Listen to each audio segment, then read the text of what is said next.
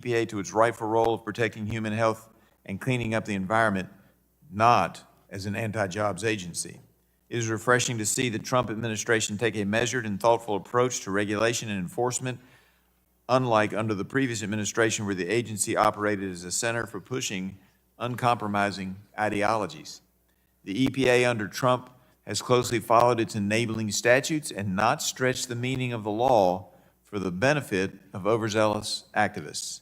I commend you for taking a pragmatic approach to regulatory actions that closely uphold the laws the EPA is charged with enforcing.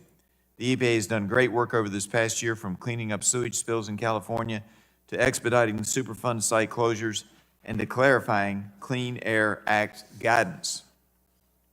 You were tasked with undoing the regulatory overreach of the Biden-Harris administration and refocusing EPA's work, and I believe you're off to a good start. Also, I would like to take a moment to personally thank you and President Trump for prioritizing the rollback of blatantly anti-coal regulations that were churned out in what seemed to me to be almost a monthly basis by the Biden-Harris EPA. Under your leadership, EPA finalized a repeal of the Obama administration's 2009 so-called greenhouse gas endangerment finding under the Clean Air Act, which led to a series of costly regulations that limited consumer choices. And as I pointed out at the time that originally started coming out, I didn't understand how you could do one side of the science and not the other side of the science. There was no balance, counterbalance. It was just one side of the story. Over the past year, the EPA has also worked to improve permitting guidance under the Clean Air Act. EPA has prioritized actions to safeguard drinking water, including proposing to require monitoring of microplastics, PFAS, and pharmaceuticals under the Safe Drinking Water Act. Administrator, you have also been successful in reining in the wasteful Green New Deal and DEI initiatives that characterized the Biden administration. For fiscal year 2027, President Trump is requesting $4.2 billion in new budget authority for the EPA. This budget proposal would provide more than $2.5 billion for EPA environmental management programs, as well as almost $750 million in grant assistance for states and tribes, more than $500 million for science and technology activities, and $290 million for Superfund site cleanup. Despite what our friends across the aisle may say, this is a significant amount of taxpayer dollars. It is important to remember the EPA received a very large $100 billion in appropriations for fiscal years 2022 through 2026 from the Infrastructure Investment and Jobs Act and the Inflation Reduction Act. Such heavy funding levels, or high funding levels, over 10 times the average historical EPA appropriation, was intended to be a one-time, once-in-a-generation supplement, with much of the increased funding for specific water infrastructure and cleanup programs. These appropriations were never intended to be the new normal for EPA funding. This budget request is fiscally responsible and focuses on infrastructure and distinct cleanup goals. The EPA's budget request will continue to support EPA's core programs and is in line with limited legal authority and cooperative federalism, and a cooperative federalism framework that Congress envisioned for the EPA. It is important for Congress to examine how the laws it enacts are working and whether they need to be amended or even repealed. When I was chairman of the Environment Subcommittee, we began reviewing all of EPA's statutory authorities. Chairman Palmer has continued with this important work by holding hearings and markups on reauthorizations for the Toxic Substances Control Act, the Brownfield laws, the Safe Drinking Water Act, and by considering amendments to the Clean Air Act and the federal waste and recycling laws. Thank you again for coming before us today, Administrator Zeldin. I look forward to hearing about your priorities for the EPA and how Congress can help ensure that we have clean air, clean water, and good jobs. With that, I yield back and now recognize my colleague, the ranking member, Mr. Tonko from New York, for his 5-minute opening statement. Thank you, Mr. Chair, and Administrator Zeldin, welcome. Welcome back to the subcommittee. Fiscal year 2027 budget request proposes a more than 52% cut to EPA. This includes a 91% reduction to categorical grants that states rely upon to support implementation of environmental laws. The EPA's budget claims it will empower states through cooperative federalism. But we all know what this really is. It's cost shifting, requiring states to find more revenue to carry out federal requirements at a time when costs from Medicaid, nutrition assistance, and other programs are being passed on to those state budgets. This budget request also claims to return primary responsibility for water infrastructure to state and local governments. And it includes a nearly 90% reduction to the state revolving funds, over $2.5 billion, which local governments rely upon to finance water system projects. This budget completely fails to recognize that the federal government is currently responsible for a whopping 4% of water systems capital and operating expenses. 96% of water utility expenses are paid for by non-federal sources, primarily customers. If the federal government further reduces its financial commitment, people inevitably will see their water bills go up, especially as systems work to reduce risks from lead, PFAS, and other public health issues. It is an understatement to say that I am concerned by the direction of the EPA, and I believe the American people are right to be concerned also. Let's just look at the agency's track record on protecting people from dangerous chemicals. The Trump administration's first MAHA Commission report correctly identified industry capture of EPA's chemical safety program as a problem. Today, there are several political appointees running EPA's chemical safety program who previously worked for the chemical industry. And I suspect they will return to lucrative jobs working for the industry at the end of this administration. And why do I suspect this? Because some of these very same people also worked in the Chemical Safety Office during the first Trump administration, and then went on to work on behalf of chemical manufacturers during the Biden administration. With such strong past financial ties, and the high likelihood that their future incomes will come from the companies they are charged with regulating today, can there be any doubt why people are suspicious that this EPA may not put the health and safety of regular Americans over those of the interest of powerful chemical and pesticide manufacturers? This is to say nothing of the industry representatives and industry-paid consultants who have been appointed to EPA's science advisory bodies.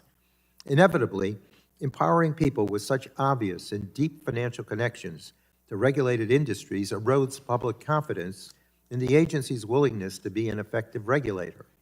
And this is a problem that can be found across program offices.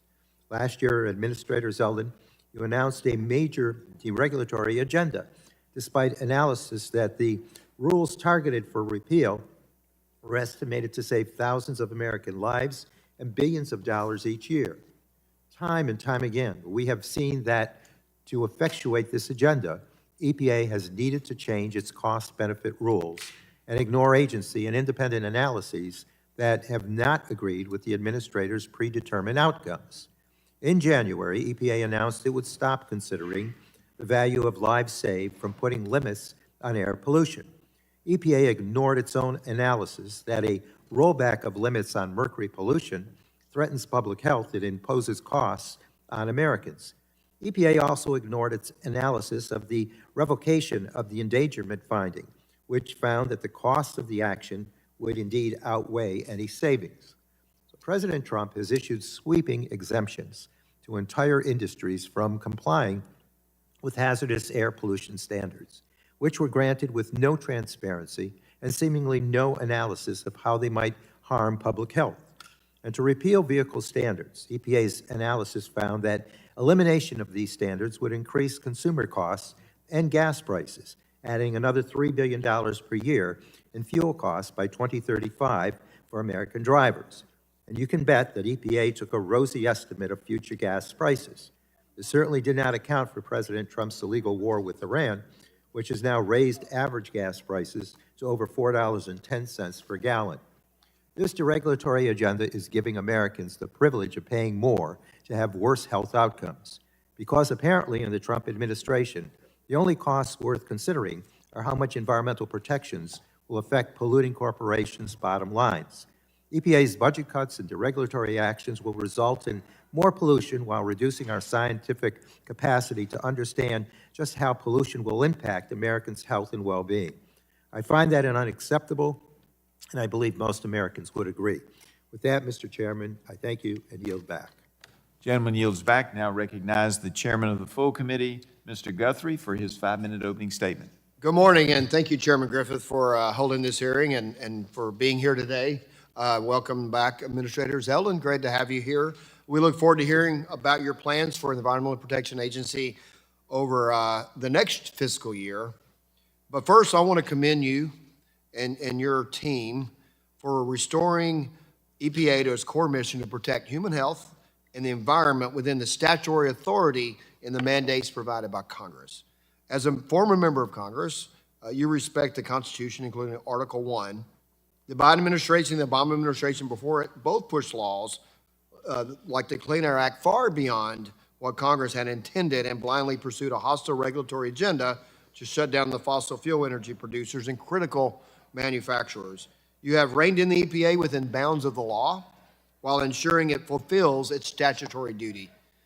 You have also been laser focused on making sure taxpayer dollars are invested wisely and have worked hard to end wasteful spending on the Green New Deal and DEI programs.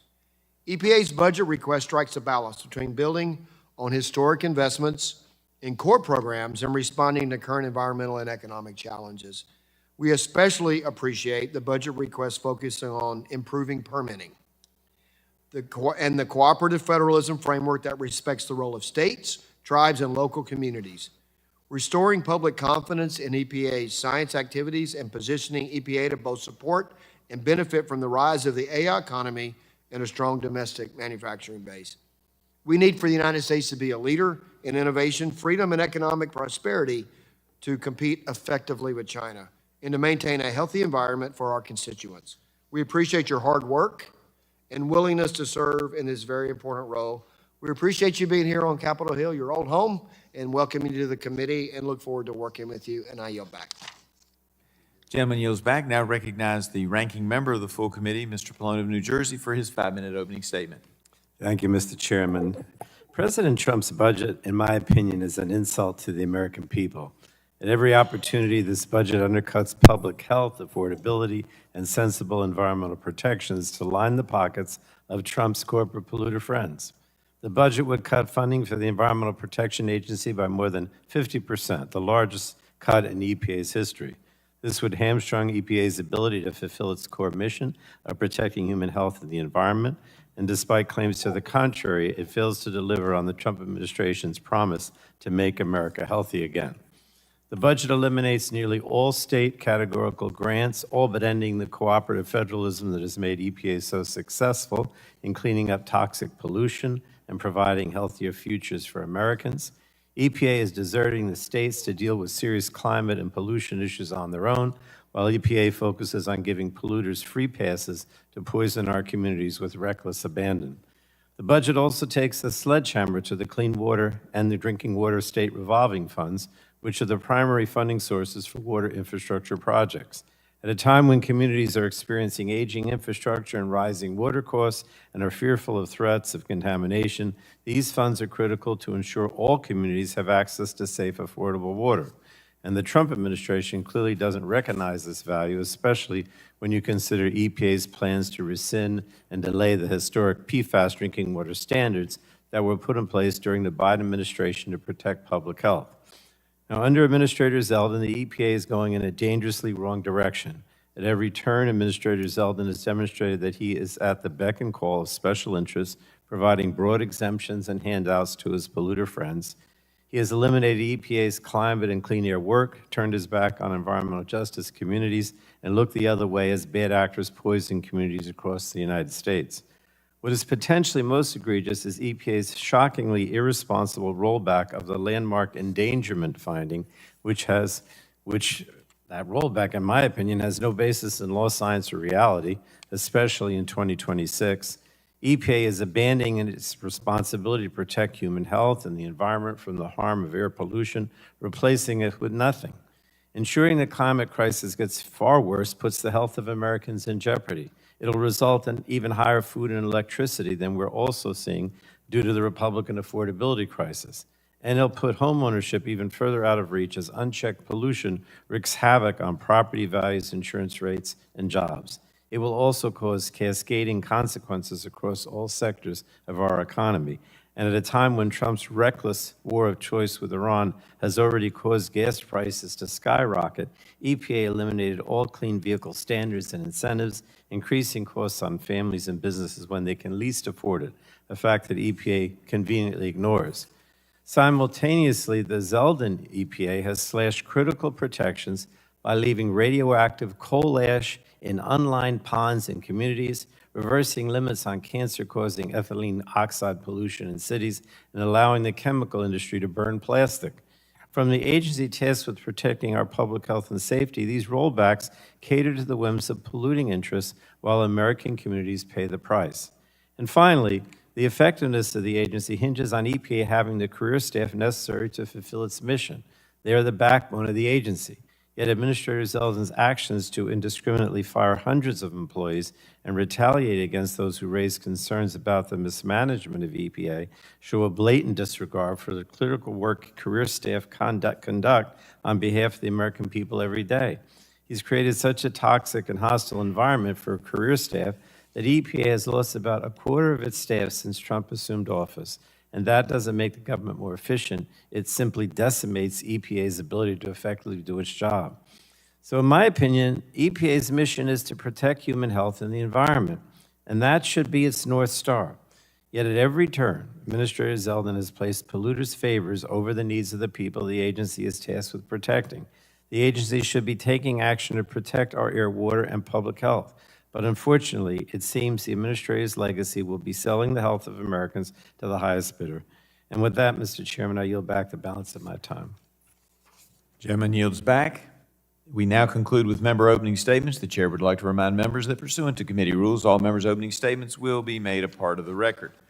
We want to thank our witness for taking his time to testify before the subcommittee today. Although it is not the practice of this subcommittee to swear in witnesses, I would remind our witness that knowingly and willfully making material false statements to the legislative branch is against the law under Title 18, Section 1001 of the United States Code.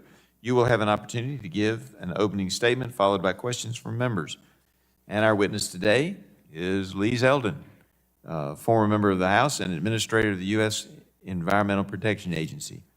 Per committee custom, our witness will have the opportunity for a 5-minute opening statement, followed by a round of questions from members. The light is on the timer in front of you and will turn from green to yellow when you have 1 minute left.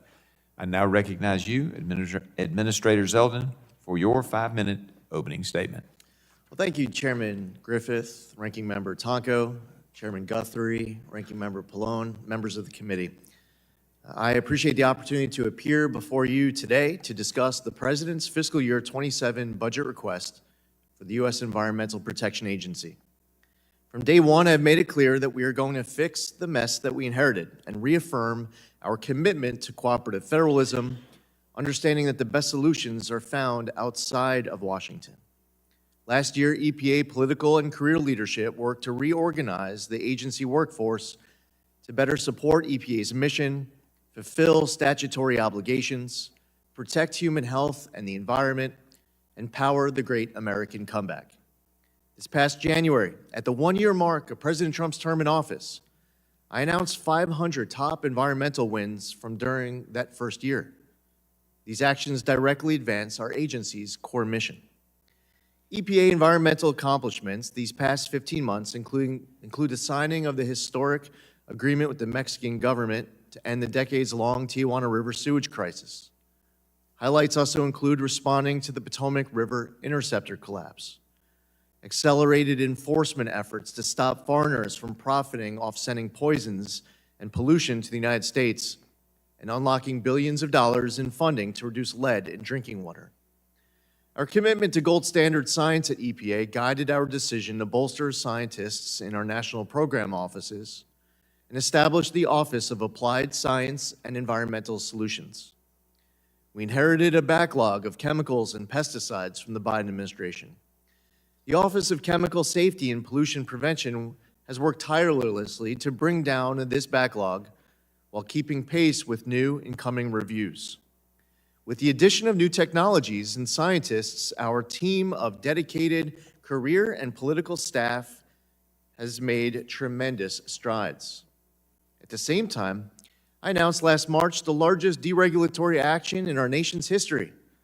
This announcement consisted of 31 actions to apply common sense, unleash U.S. energy dominance, and strengthen the American economy. In February of this year, we proudly announced the elimination of the 2009 endangerment finding. This has been the source of 16 years of consumer choice restrictions and trillions of dollars in regulatory costs for Americans. The Trump EPA believes growing our economy, bringing down costs, and protecting the environment is all achievable, and we are proving it every day.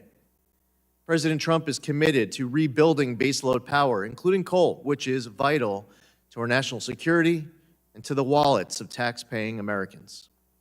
The Biden EPA tried hard to strangulate coal out of existence, and we are urgently reversing that damage. Meanwhile, I fulfilled a commitment that I made during my confirmation to visit all 50 states as EPA administrator, and I completed that effort in just 9.5 months. I heard from many of your constituents about the hardships burdensome regulations cause. Faithfully abiding by the Supreme Court's decision in Sackett, we are working to finalize a clear, durable waters of the United States rule. We're reining in federal overreach and gutting the prior administration's so-called good neighbor rule, which was used on an ill-advised expansion of federal jurisdiction. The good news is that EPA is once again working closely with our state partners on their state implementation plans. We are committed to advancing cooperative federalism and recognize the important responsibility EPA shares with our state agency partners to ensure clean air for all Americans. The Trump EPA is serious about ensuring future generations inherit clean air, land, and water, and the foundation for healthy lives. That is why I recently announced, alongside HHS Secretary Robert F. Kennedy Jr., that EPA is adding microplastics and pharmaceuticals to our contaminant candidate list for the first time ever. The President's FY27 budget will continue to make EPA efficient and effective stewards of Americans' hard-earned taxpayer dollars and fulfill all our statutory obligations and our core mission. This budget proposal captures significant efficiencies and a return focused on what Congress has directed us to do, demonstrating our commitment to a leaner, more efficient, and accountable EPA focused on environmental work that directly benefits the American people. I look forward to answering your questions. Thank you. Thank you very much, Administrator. We will now begin questioning. I'd ask that members not begin a new question to our witness, as their 5 minutes is about to expire. So if you look up at the clock and you only have about 15 seconds, you can make a statement, but please don't ask a question. You've got plenty of time to do that as a written question for the record. And that being said, I will now recognize myself for 5 minutes.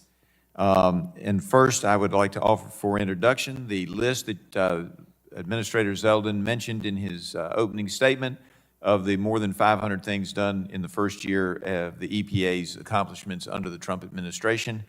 And that has been offered to my colleagues. Without objection, we'll add that to the committee document list.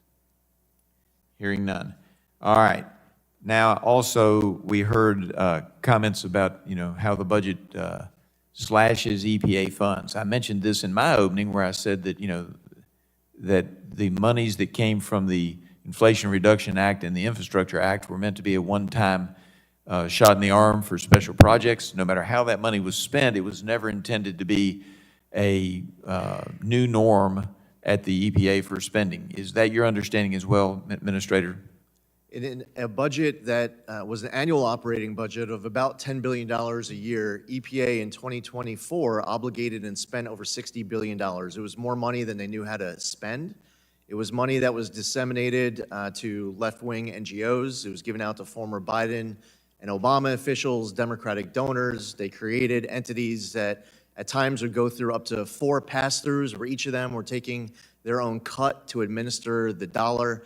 By design, when congressional Democrats put forth the Inflation Expansion Act, they were using it to raid the taxpayer till to be able to pay off those people who had supported them through the years. Fortunately, the era of tossing gold bars off the Titanic, that's the word that the Biden administration was using to describe how they were spending the money, Those days are done. We are being responsible steward of taxpayer dollars without any apology or regret, even though I know that makes a lot of your colleagues on the other side of the aisle quite sad. And you feel that the budget request from the administration is one that's appropriate for the EPA to be able to get its core functions done, is that correct? Not only will we be able to fulfill all of our statutory obligations, we will be able to do more with less. We inherited backlogs of over 14,000 pesticide reviews, 500 new chemicals, 175 small refinery exemptions, blown deadlines on setting numbers for renewable volume obligations, hundreds of state implementation plans. The core statutory obligations set by this body were ignored by our predecessors. And guess what? All of those backlogs are either eliminated or greatly reduced since we came in, doing more with less. Wild concept. Congratulations. All right, let me move to some stuff important to my district. Under the Biden EPA, the coal ash rule was one-size-fits-all in its approach and unfortunately had the effect of discouraging beneficial reuse of coal combustion residuals in concrete and drywall. Why should the encapsulation and recycling of coal ash be encouraged? It's an important, for anyone who cares about the environment, there are good, as you referenced, it's called beneficial reuse. It is putting to good use what is being produced by these plants. While plants have enacted, for example, the 2012 mercury and air toxic standards, which were strict, and we see them continue to improve their environmental technology, rather than trying to get rid of coal altogether through a combination of regulations, coal combustion residuals, steam electric ELG, Clean Power Plan 2.0, and more, they were trying to make send this message to coal miners that they should just learn the code. Well, this is reliable, durable, baseload power that is important to provide to American families, and we're reversing that damage in earnest. And one of the ways to do it is to understand the benefits of beneficial reuse and to make sure that we are supporting it, not suffocating it. Yeah, and Virginia Tech in my district is studying how to recover rare earth elements from coal ash, which could strengthen domestic supplies. Now, it's not an easy thing to do, but it would strengthen our domestic supplies of rare earth. How would the previous coal ash rule have restricted these uses? Well, for one, I mean, the goal was, and then as we saw coming in, the effective implementation of these 2023 and 2024 rules that were put forth by the Biden administration was leading to coal plants all across the country to announce that they were closing altogether. That was by design. I mean, there are people who serve in this body who will talk about a source like wind as if it is a substitute for baseload power. They just don't care that you have many states across this country that rely on coal in order to heat homes. When you're going through a winter like we just went through, where so many families for so long were so cold, rather than ramping up baseload power, they're trying to get rid of it. And we don't play along with that, and we're proud of it. I appreciate that. My time is up. I yield back and now recognize the ranking member of the subcommittee, Mr. Tonko, for his 5 minutes of questioning. Thank you, Mr. Chair. Administrator Zeldin, last June, hundreds of current and former EPA employees signed an open letter to you raising their concerns about the way that you've mismanaged the EPA, undermined science, and harmed communities across our country. EPA emails from that time show that EPA's Office of General Counsel advised that, and I quote, "the letter is likely protected speech under the First Amendment," and that, again, further quote, "the agency should not take any personnel actions against employees who signed the letter or take any other action against them that may be viewed as retaliatory or that may have a chilling effect on other employees taking similar action." Likewise, the director of EPA's Ethics Office wrote that the employees are simply exercising their First Amendment rights, and in another email wrote that, and I quote, "there is no ethics concern."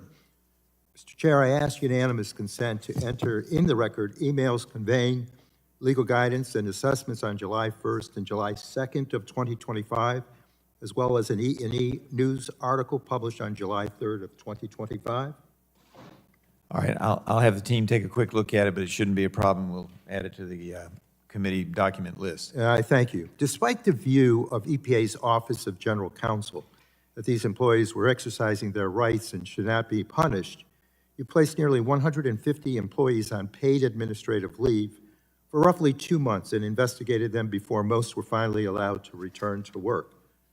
So, Administrator Zeldin, why did you retaliate against EPA employees speaking out against your leadership at EPA despite clear opinions from the General Counsel's office and Ethics Office that these employees were exercising their constitutional rights? Well, obviously, I'll disagree with a lot of the premise of your question. What I instructed my team to do was to conduct an investigation. They conducted an investigation. There was personnel all across the agency that recommended different actions for personnel following the investigation. There were then deciding officials that acted on the recommendation of that person, of those people from across the agency, and then different areas of discipline were then followed through with. It was following an investigation. It was done on the advice of counsel, but I imagine that you know that and deciding not to include that, but that's okay. Well, but did you consult with the Ethics Office or the General Counsel's office before taking the action? The action that I took was instructing our team to conduct an investigation. Well, how much did EPA spend paying the employees that you put on leave instead of allowing them to continue their work as they should have been allowed to do? We're going to conduct the investigation, and then you're going to have a recommendation that comes from across the agency, and their decisions on those recommendations. It's a process that I would do again. Well, if you could get back to the committee in terms of the amount paid the employees that were put on leave. Not only did you violate the law and the rights of these employees, you wasted taxpayer dollars and deprived the public of the work of these employees. Now, with the TSCA program, the new chemicals program, there is a significant backlog of chemicals under review. I know you said that you inherited this backlog from the Biden administration. The Biden administration would say they inherited it from the first Trump administration. We can go back and forth pointing fingers all day, but would like to talk about where we go from here. EPA's budget request was developed with the intention to reduce this backlog. You tell us how important TSCA's fee collection authority is to having the personnel and resources necessary for this office to do the work. It's very important for the Office of Chemical Safety to have the personnel as well as the IT advancements in order to be able to do their work. When we went through a reorganization, we added scientists, we added personnel to that office to get through that backlog. We also were implementing a congressional appropriation from March of 2025 of $17 million to update the IT inside of that office, which was a very important appropriation by Congress, because when the system would go down for days, that will end up resulting in a lot of lost time. Congress obviously faces decisions to make between now and the end of September as it relates to an expiring fee. As far as what we're doing inside of the Office of Chemical Safety, it's been to increase bandwidth since the moment that we have come in, both with scientists, personnel, and IT. Reclaiming my time, I have other questions on timeline and transparency that I'll get via the subcommittee to your office. And with that, I thank you, Mr. Chair, and yield back. Thank you, sir. And the gentleman yields back. Now recognize the chairman of the full committee, the gentleman from Kentucky. Thank you, Mr. Chairman. Thanks for being here, Administrator Zeldin. And I think when you first came to Congress, we connected because I went to college in New York. I remember talking about Long Island. I went to, not on Long Island, but downriver at West Point for Mr. Tonko just a little bit. And when I was there, the Hudson River was polluted. It was being cleaned up. First time I ever remember, I guess, knowing of Robert Kennedy Jr., other than his father, this famous name is cleaning up the Hudson River. And so I ask these questions to know that we should never be in that situation ever again. But I know we have AI coming. We have a surge in need of energy. So can you discuss how reforms, now we're not changing the standard of the Clean Air Act, how we implement it. So can you discuss how reforms of the Clean Air Act and the Toxic Substances Control Act will help the United States support advanced manufacturing of domestic energy? Well, first off, Chairman, thank you for being here. I just wanted to point out that the work on the Hudson River PCB Superfund site has been a very important effort of EPA. I'm actually surprised that the ranking member didn't ask about it, but I appreciate the chairman from Kentucky asking about it. And in early January of '25, EPA came in, obviously inheriting many years of hard work. Secretary Kennedy deserves a ton of credit. The recent review, the 5-year review, concluded that the levels of PCBs in water and fish are going down. We have seen news stories in recent weeks where people are catching fish and eating it. The water quality has greatly improved, and that work continues.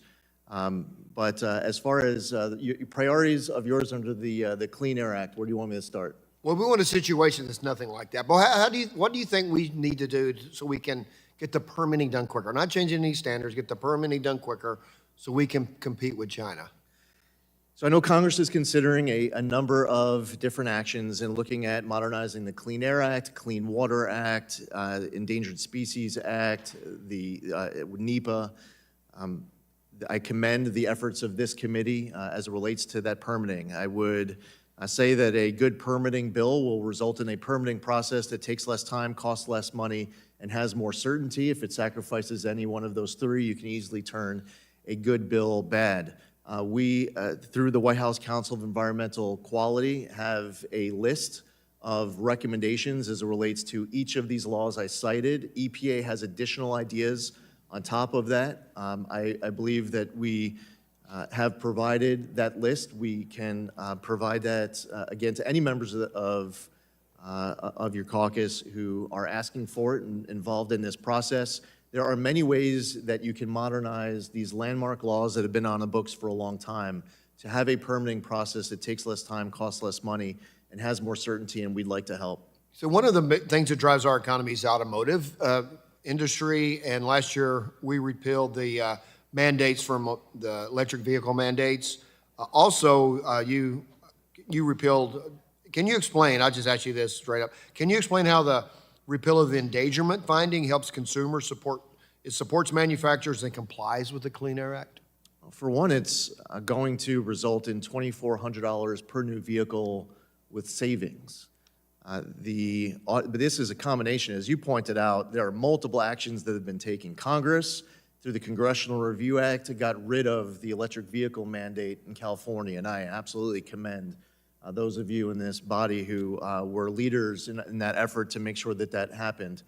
We've seen an announcement from Secretary Duffy with the President in the Oval Office as a result, as it relates to CAFE standards. As it relates to 2009 endangerment finding, this was not just a decision to rescind the 2009 endangerment finding, but also all greenhouse gas emission standards on light, medium, and heavy-duty vehicles that followed, and all off-cycle credits, including the Obama Climate Participation Trophy to manufacturers, to create an incentive to have that annoying start-stop feature in vehicles, which is gone as well, which, by the way, seems to be the aspect that Americans have related to the most and they've been most passionate about in supporting action. We believe that Americans should be able to buy whatever vehicle they want. And when manufacturers are able to make the vehicles that customers want as opposed to those vehicles that politicians and bureaucrats demand, you end up with a market where you don't have vehicles that are created to just sit on lots like we're seeing with electric vehicles. So applying common sense, following the law, and being able to pursue these efficiencies and empowering consumer choice is a great win that Americans voted for November 2024, and President Trump and Republicans in Congress have been delivering on. Time has expired now, yield back. Gentleman yields back. Now recognize the ranking member of the full committee, Mr. Pallone, for his 5 minutes of questioning. Thank you, Mr. Chairman. EPA's mission is to protect human health and the environment. In its 2027 budget request, EPA says the agency is, I quote, taking action to ensure cleaner, healthier air improves quality of life for all Americans, especially children, who are particularly vulnerable to air pollutants, and advances administration's priorities set forth in the Make America Healthy Again initiative, unquote. So Administrator Zeldin, yes or no, please, do you agree that it is an important part of your job to protect the health and safety of children? Absolutely. Thank you. And I agree too. But unfortunately, in my opinion, under your leadership, EPA has taken actions that will increase our children's risk of exposure to harmful toxins. And last March, EPA set up an inbox for companies to request exemptions from critical Clean Air Act safeguards that protect Americans from pollution. And while the Trump administration provided no transparency into this process, an organization obtained some of these requests through FOIA. And the documents show that 71 coal plants in 24 states will not be required to comply with the updated mercury and air toxic standards that were set to go into effect next year. And because of this polluter giveaway, the people living near those power plants will be exposed to higher levels of mercury, arsenic, and other toxic pollution that can cause heart and lung disease, cancer, and brain damage. And children are especially vulnerable. So every single company that requested an exemption from a suite of Clean Air Act Section 112 standards, and even some facilities that didn't ask, were given a 2-year free pass to poison our air under this initiative. So let me ask you, Administrator, were the potential health impacts on those living in the communities around those facilities evaluated, particularly with regard to children? And if so, who performed those evaluations, and what risks and benefits were considered, if you will? Under the Clean Air Act, decisions on Section 112 presidential exemptions are made by the president. EPA's role was to accept the submissions and transmit them to the White House consistent with the statute. The White House has publicly posted the proclamations and annexes listing the sources that received exemptions, including actions on April 8th, July 17th, October 24th, and November 21st, Okay. So 2025. the law provides that the president can grant exemptions. That's true, but they must be based on merit. So did President Trump or someone in the White House review and evaluate each exemption request? As I pointed out, the role of EPA was to accept the submission and transmit them to the White House. You just accepted it, okay. Does allowing more mercury, arsenic, or other toxic pollution make Americans healthy, in your opinion? Fortunately, since the 2012 mercury and air toxic standards that were put into place, very strict standards that were put into place, there were substantial reductions, fortunately, because these are toxins and reducing them is an important goal that EPA has been leading the way on. Well, look, I think that poisoning our air and water makes Americans sicker, and based on EPA's own data, facilities that were given these waivers saw the biggest jump in pollution last year. So there's no question that there was more pollution as a result of these waivers. But I think the whole process was an enormous giveaway to polluters with zero consideration for the Americans whose health will suffer. And frankly, I think it's shameful. There's more pollution, even though it hadn't even gone into effect yet? Is that your position? You just stated My that the mercury position and air is that toxic I see, standards in 2024 didn't go into effect my yet. position is that I see every effort being made to increase pollution as a result of these exemptions. And I believe it's being done by the president, or you, or at least as you enabler, because of what the president tells you to do, to help polluters as giveaways to the corporations that pollute. But look, I have to ask one more question, and this is a local issue, Administrator, so let me just mention it. Earlier this month, I sent EPA a letter about a suspected cancer cluster in Keyport, New Jersey, which is in my district, demanding that the agency work with other federal and state partners to secure the site and address the ongoing contamination. And corporate polluters have been let off the hook for too long in this area, and the community is paying the price. And I think this matter deserves the full attention and force of our public health and environmental agencies. So Region 2 Administrator, I do want to say it has been cooperative. He met with my staff last Friday to discuss this cancer cluster and possible remediation of the landfill that we believe may be causing it. So I just wanted to mention it to you and ask you to prioritize this issue as we proceed with Region 2 Administrator to address remediation and the health concerns, if I can ask for your commitment. And you're asking about Aero Marine Landfill? Yes, exactly. Absolutely. We're very well aware of it. The Region 2 Administrator has briefed me on it. I know how much of a priority it is. This is an issue that New Jersey DEP has been on the lead on enforcement at the landfill. They have not asked for our assistance, but we stand ready to help. Gentleman's time has expired. Yeah, I just wanted to say they've been working with us, and I appreciate that. The chair now. Thank you. The gentleman's time has expired. The chair now recognizes myself for 5 minutes. Director, thank you for being here. Thank you for your service in righting the ship. My colleagues across the aisle claim that this EPA's deregulatory actions are killing Americans. Couldn't be more false. The truth is actually the opposite. And what kills Americans is unaffordable energy in an unreliable electric grid, and that's exactly what the previous administration's EPA was delivering. The Biden EPA imposed trillions of dollars in regulatory costs and based on widely inflated benefit calculations, assigning speculative dollar values to statistical lives while ignoring the real-world consequences of making energy unaffordable.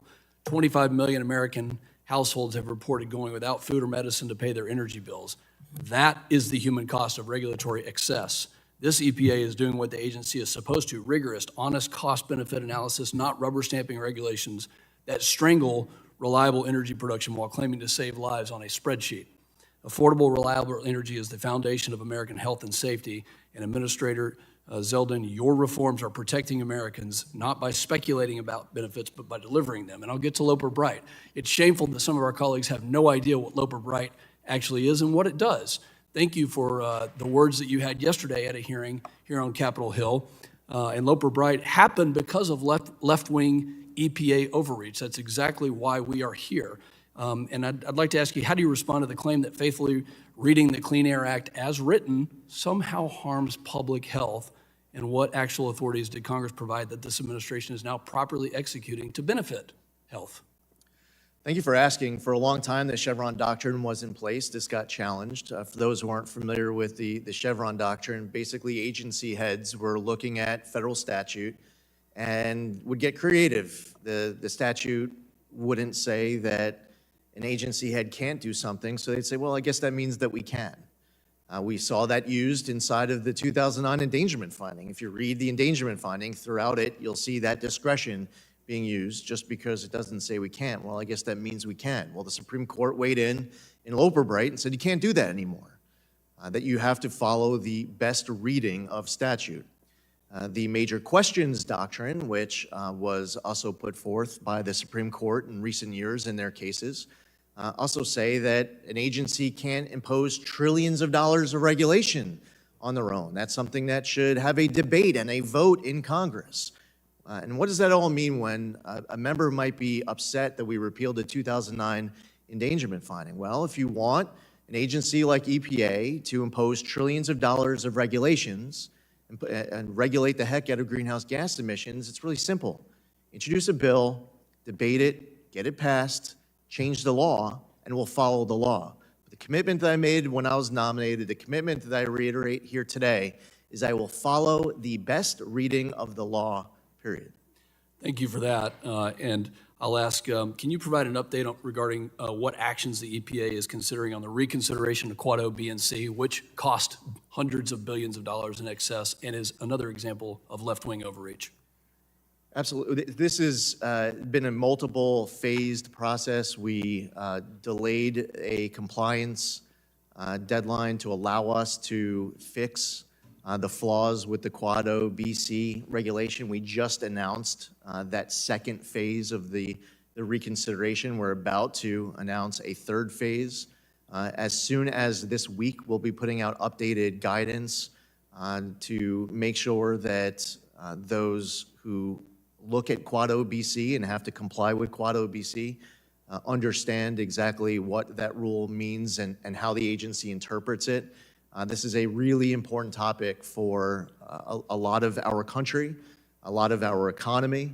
We want more reliable baseload power. We want to unleash energy dominance, and Quad O BC is a vehicle that was used to cause a lot of harm to much of this country, including a lot of Texas. And it ignores the facts that between 2011 and 2020, methane emission intensity has dropped 70% just in the Permian Basin, while production of oil and gas has increased 320%. So it ignores those facts.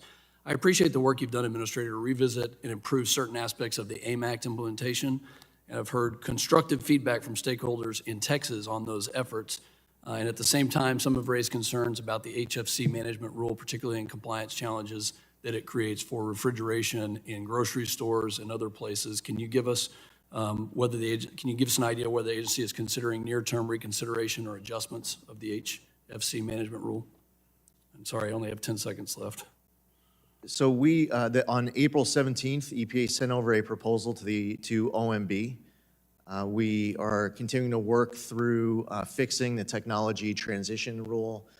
The impacts will fix, by us addressing this, the negative impacts of the technology transition rule on grocery stores, on the semiconductor industry, on residents across our country. We're going to fix it to the maximum extent allowed under the law. Thank you, Director. My time has expired. The chair now recognizes the gentleman from California, Mr. Ruiz. Thank you, Mr. Chairman. Administrator, in July, you provided a clear example of what the federal government can do in helping to clean up the Tijuana River. You traveled to San Diego, saw the crisis firsthand, coordinated across agencies with the International Boundary Water Commission and the State Department, and secured a binding agreement with Mexico that delivered real infrastructure upgrades, including expansion of the South Bay International Wastewater Treatment Plant. Do you consider it the responsibility for the EPA to help address these types of binational water pollutions? Absolutely. This has been a very important focus of our agency. I look forward to, by the way, coming to New River. Appreciate the invite. Well, that's what we're going to talk about. So you have heard of the New River, because the same model is what we need for the New River. Yeah, I understand. The New River begins south of Mexicali, carrying raw sewage, industrial waste, pesticides, and heavy metals north across the border into Calexico. And it doesn't stop there. It continues for 60 miles through Imperial County before finally emptying into the Salton Sea, carrying everything it collected along the way. The New River is considered the most polluted waterway in North America.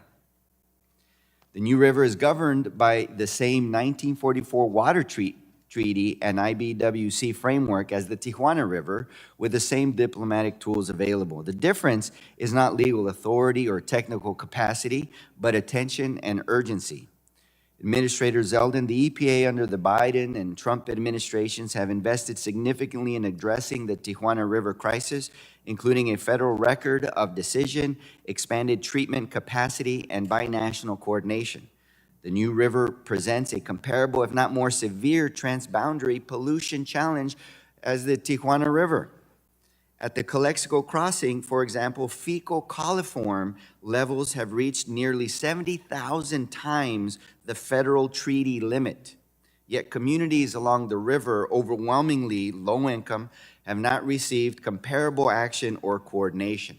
There has been reports by CBP agents who take shifts by the river or who have gone into the river of complaining of flu-like symptoms, blurred vision, severe headaches, rashes, open sores, and those that have fallen into the river complained of UTIs and even skin itching, just itching all over their body. Some students who live near there have been complaining of shortness of breath, some even calling 911s from the classroom.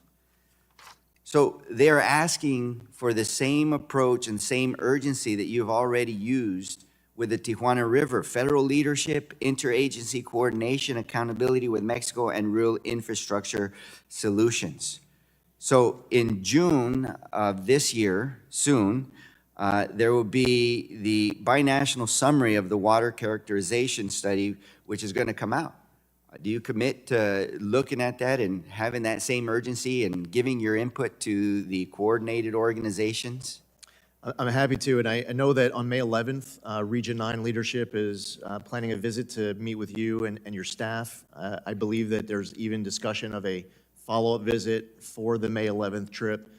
So the urgency, we're not going to wait till June and wait for the report. I believe that we're coming to visit here in the next couple of weeks. That's excellent, and that's very good to hear, because from your input to the study, we're going to need an MOU, and we're going to need it quickly, and from the MOU, then we can negotiate a minute. Will you participate in this coordination to develop this minute as soon as possible? No, I've heard you and others loud and clear. There was an assemblyman who I met with in San Diego, who I believe is an assemblyman in the New River area.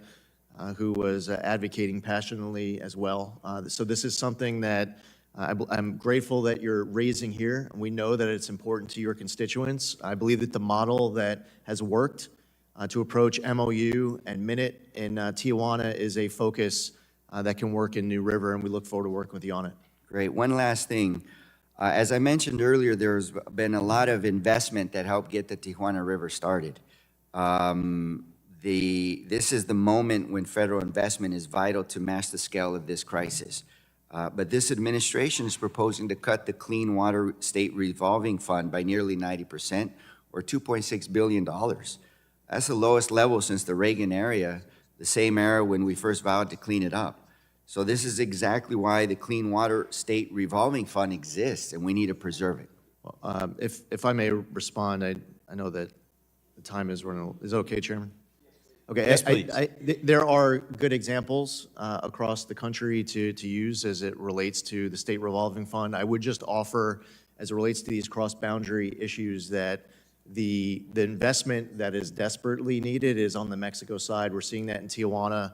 And factoring in population growth, that was part of what we negotiated to get Mexico to commit money that was previously obligated.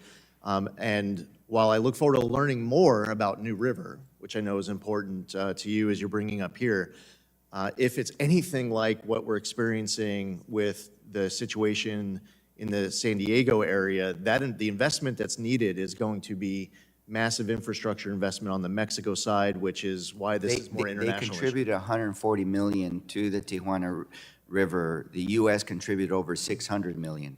So that's the intent, is to have both countries clean up this mess. And I will have to, I appreciate the colloquy, but I do have to call it in. I will also note for the record that there are two new rivers and that we are not speaking about the beautiful, pristine, recreation driving new river that runs through North Carolina, Virginia, and West Virginia. And I now recognize the gentleman from Pennsylvania, Dr. Joyce, for his 5 minutes of questioning. Thank you, Chairman, for holding this important hearing, and to Administrator Zeldin for testifying with us today.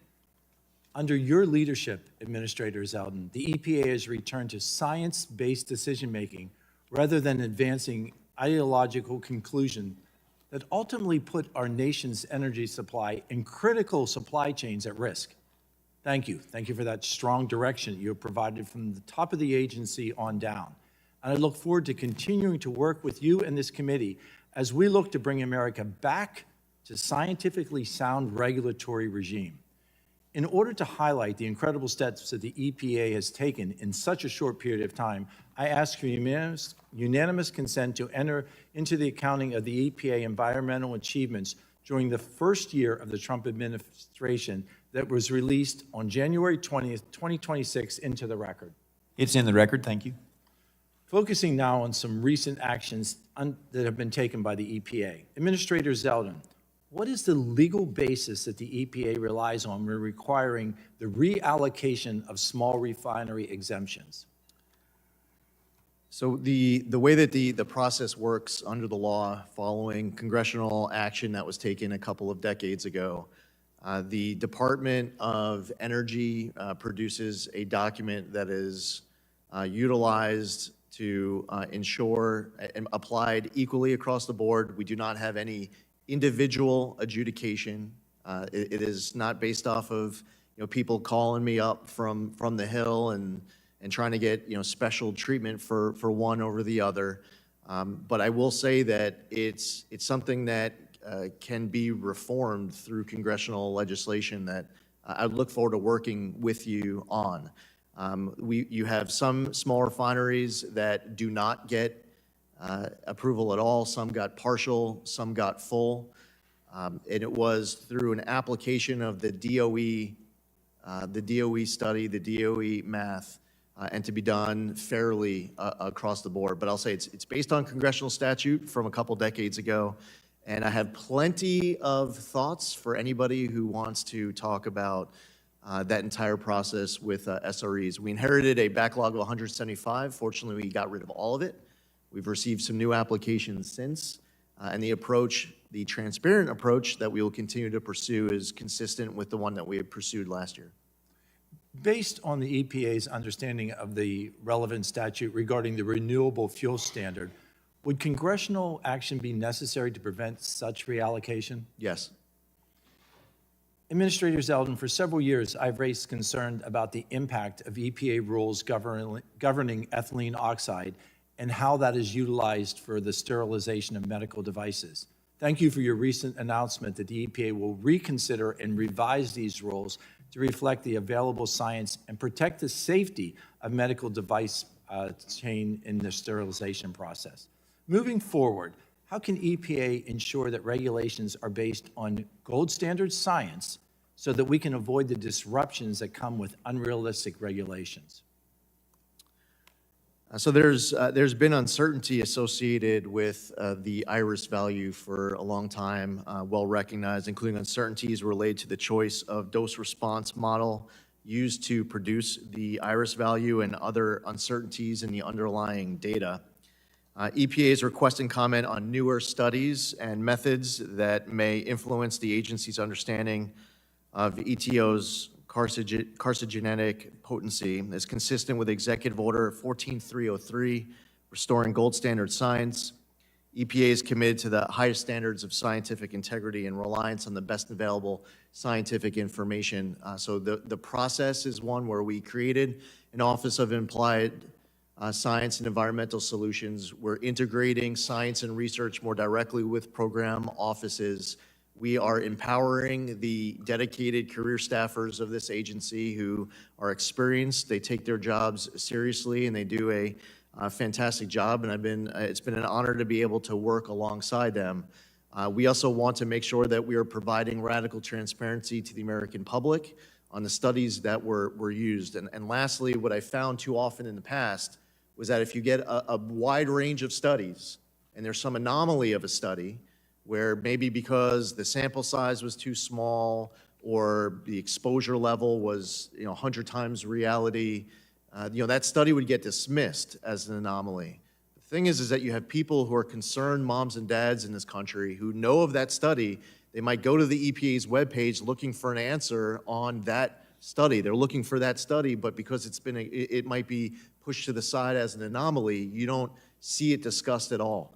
I think that the agency could do a much better job, not just talking about the best available gold standard science that's being relied upon, but also be acknowledging the studies that you might feel as an agency aren't the most reliable, because that might be the study that member of the public is looking for. So gold standard science isn't just an internal process, it's also about communication with the public.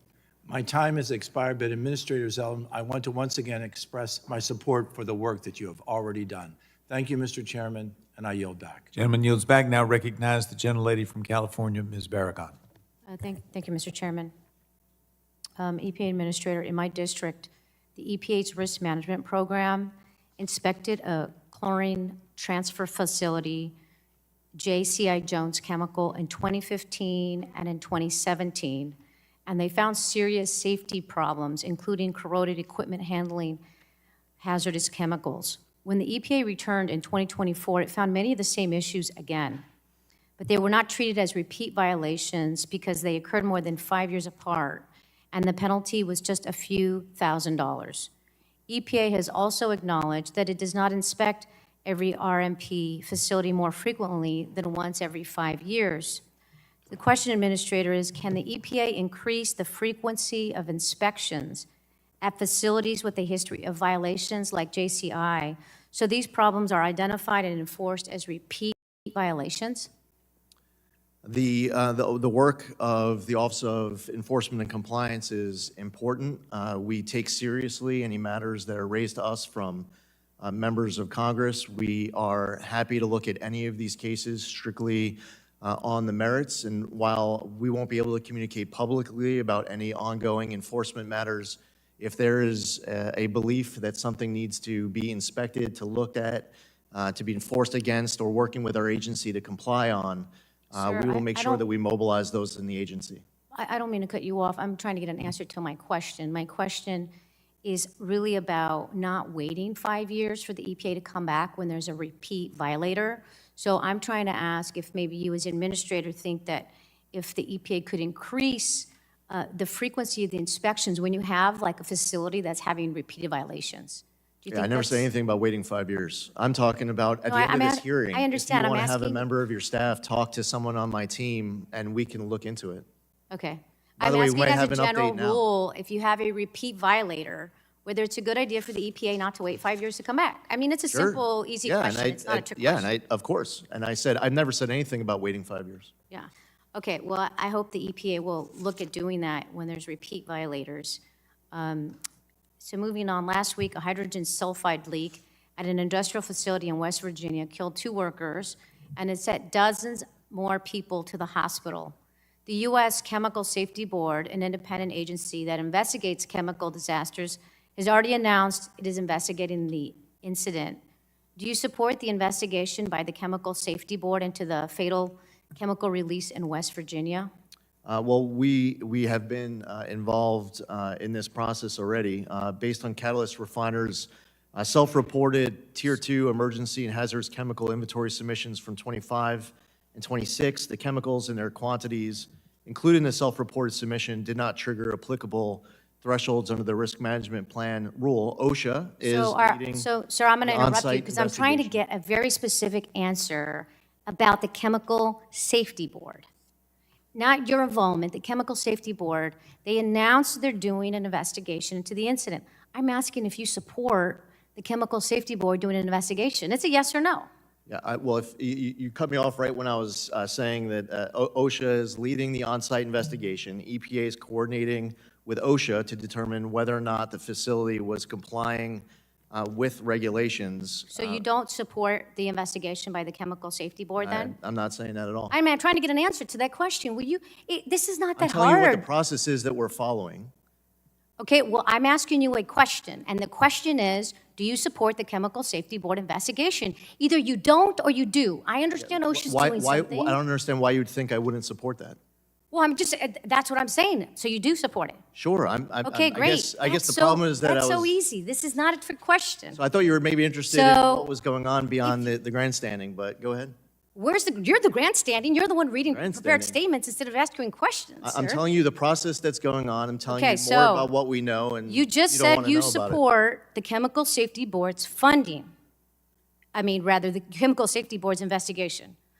The president's proposal, the budget proposal, is to eliminate the Chemical Safety Board funding. Do you support that? Do you support eliminating? Every single aspect of the fiscal year 27 budget that I'm here talking about, I am supportive. So do you support the Chemical Safety Every Board's single elimination? every single aspect of what the president is so proposing so is I'm going to FY reclaim my 27 time budget because proposal. I it's am clear in the support of. administrator is just killing time instead of, what he just said is contradictory. On the one hand, he supports the Chemical Safety Board investigation. On the Actually, other well, you hand, cut he me off supports when I was talking eliminating. about an OSHA process the- that's going on right now. It's my time, sir. It's not your time. It's Right, not you your time. don't wanna- Even though this chairman you don't want doesn't the want to rest of the enforce story. it, I will. Everybody settle You've just down. contradicted Settle down. yourself, I and it's very rude. It's very I'm rude telling to you even have the actual chairman, process that's going on right even now. have the chairman have the witness stop Why what don't he's you saying. care He's about the clearly actual contradicting process himself. that's going on? And he looks like a fool in doing so. Looking like And a in that, you won't even stop so that I could be heard. It's not appreciated. And with that, I'm going to yield back my time. Lady yields back. And, hopefully the EPA administrator can take the smirk off his face and worry about people's health and safety.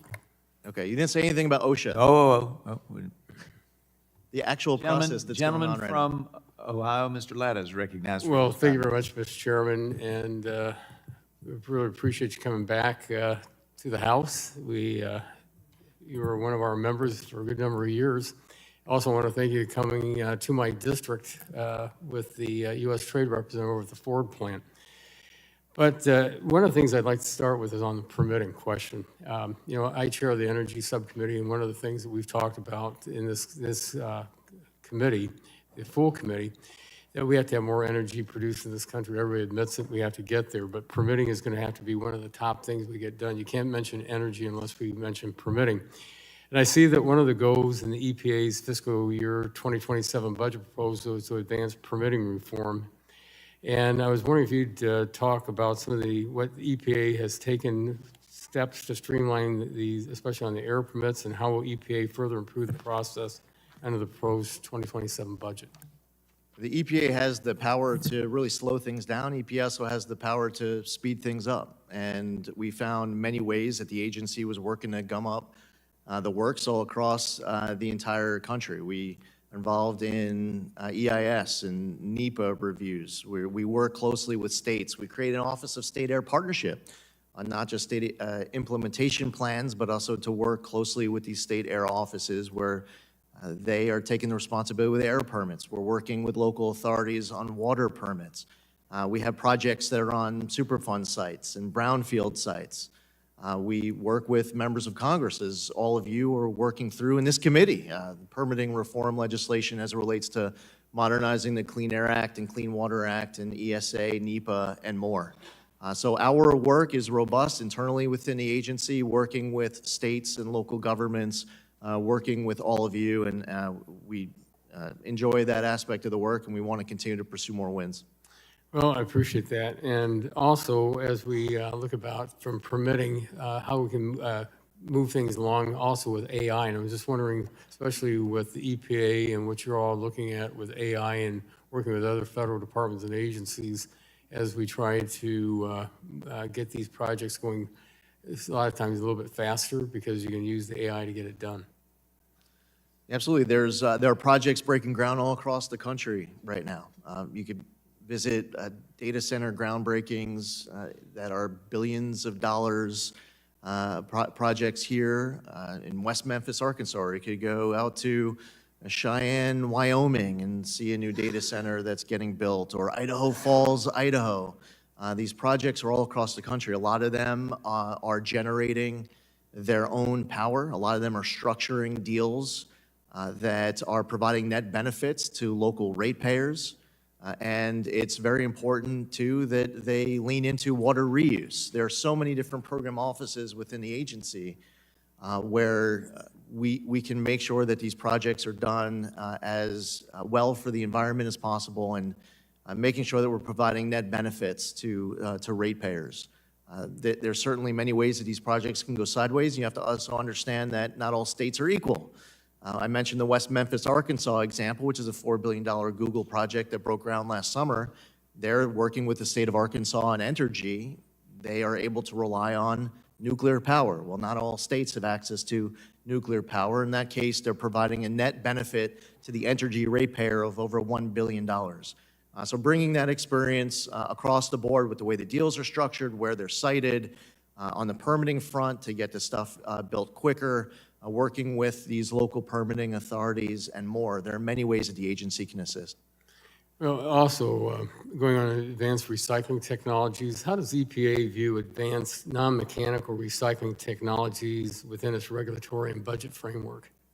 This is something that we need to be leaning into more as a country. I visited not too long ago the Baytown facility where advanced recycling is being done. It appears to be exceptionally in Texas. There's a lot of advanced recycling projects that are getting ramped up in Europe. They're getting ramped up in Asia. And we're not heading in the, we have not for years been heading in the right direction as far as advanced recycling. But now there's an opportunity to turn it around. And there's a way through advanced recycling where you can take plastic, instead of sending it to a landfill, you can now break it down to its raw chemical compound.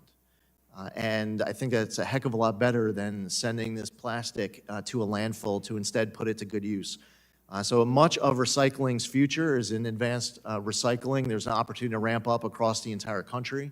And I think it would be great to follow the lead of what we're seeing in places like Texas and Baytown as a model of what could be expanded. Mr. Chairman, my time's expired. I yield back. Thank the gentleman for yielding back, and now recognize the gentleman from Florida, Mr. Soto, for his 5 minutes of questioning. Thank you, Mr. Chairman, and thank you, Mr. Administrator, for being here. You know, in fast-growing Central Florida, we have faced many environmental challenges. We have water supply challenges, potential Florida offshore drilling, and intensifying hurricanes. I was surprised when you had made the fiscal argument for the budget, since Trump's billionaire tax breaks have caused the federal deficit to go to $2 trillion a year, while we're seeing cuts to healthcare and infrastructure.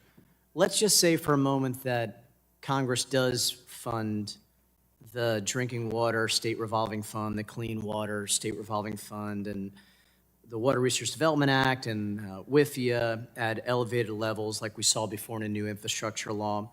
I do want to stress that the federal government's been a key partner with Florida, and that money has been spent in a bipartisan way because we have such a fast growth. So if we were, let's say we bumped up the state revolving fund and others, would you have the capacity and the ability to be able to fund that to help out with some of this demand? Sure, and what we experienced last year was the bump up that Congress put in was primarily congressionally directed spending. There are also a lot of set-asides. The state revolving fund hasn't truly been a revolving fund.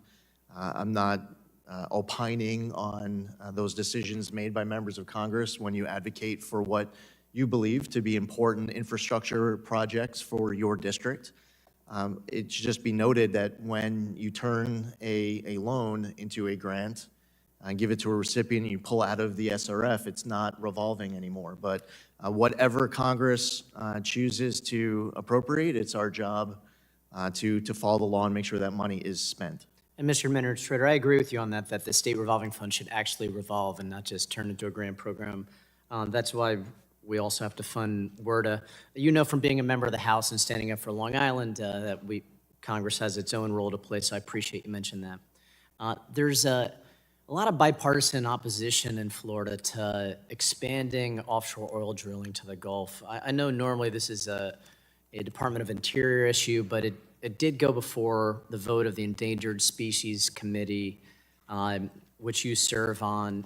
I do want to stress tourism, agriculture are our top industries, and there's a potential of whales and manatees and sea turtles potentially at danger because of this decision. So given the bipartisan opposition, what rationale did you use for a yes vote, and what compromise do you think could be made to try to help save these species?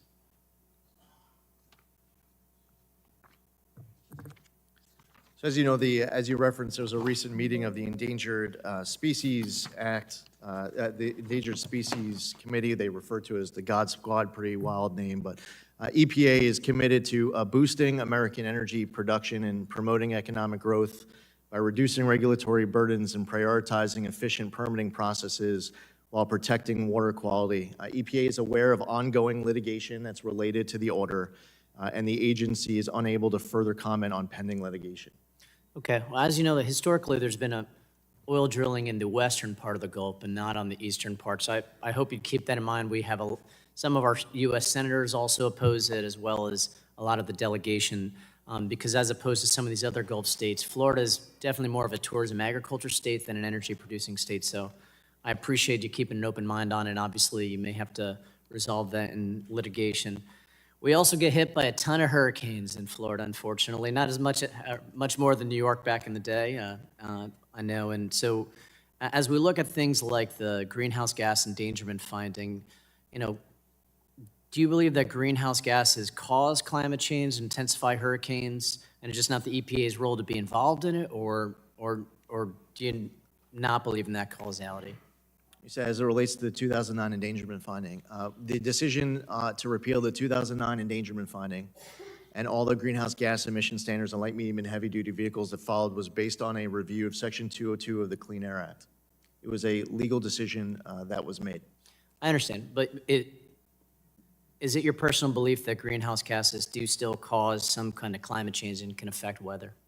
The climate has always been changing. I've acknowledged that as a real. The hoax, of course, to it is when you have members of Congress who say that the world's about to end in 12 years, and here we are 4 years and 9 months away from that date, and I'm pretty confident the world isn't about to end.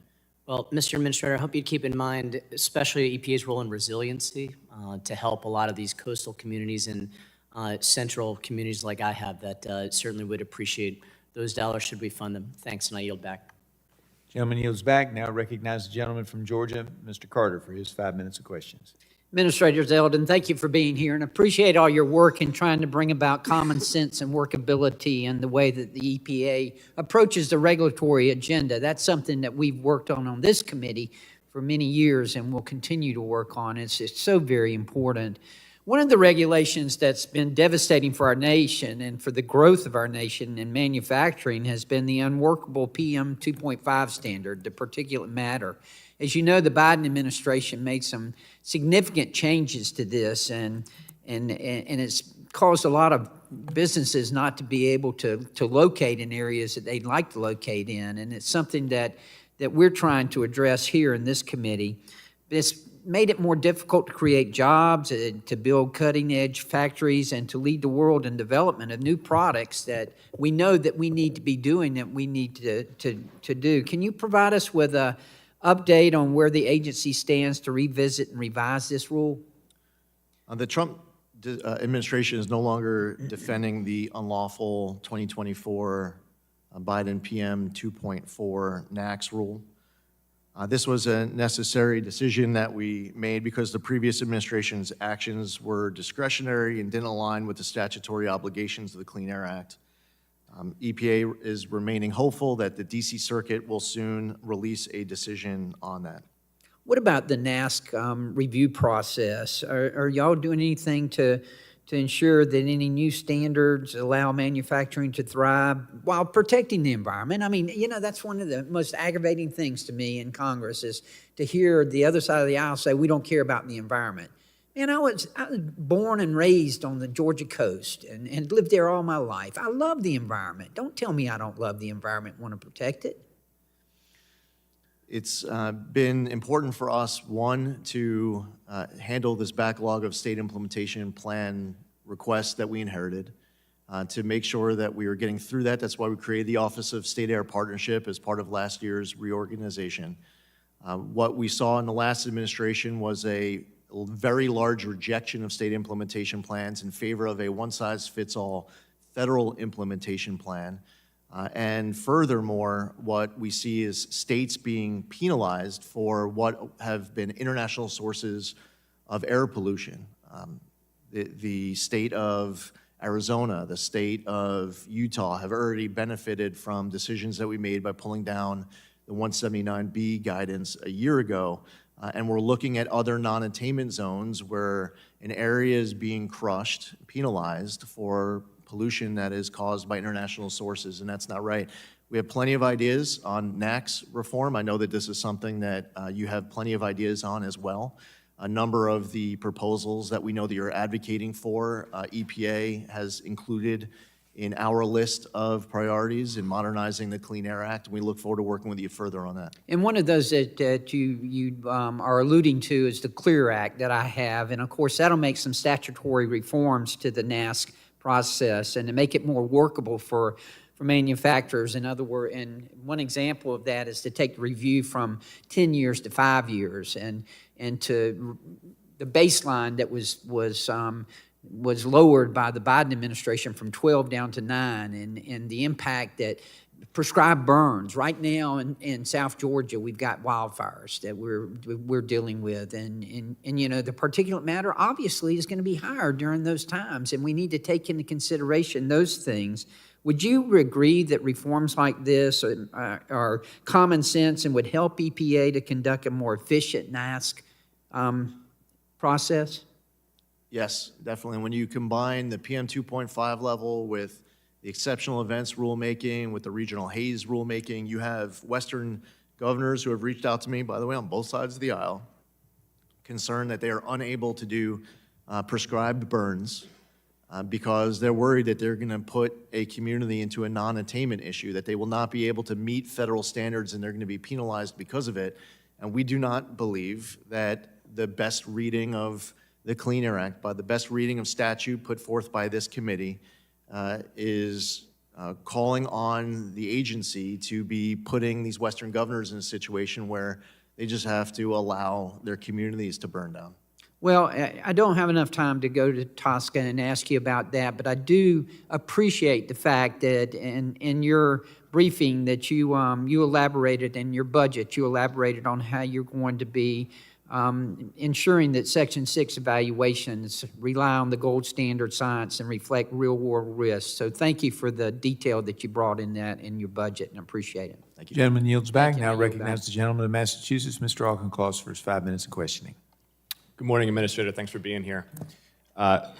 When you were here last year, you and I spoke about PFAS contamination. I represent Massachusetts. You formerly represented New York. It's a problem in both states, yes?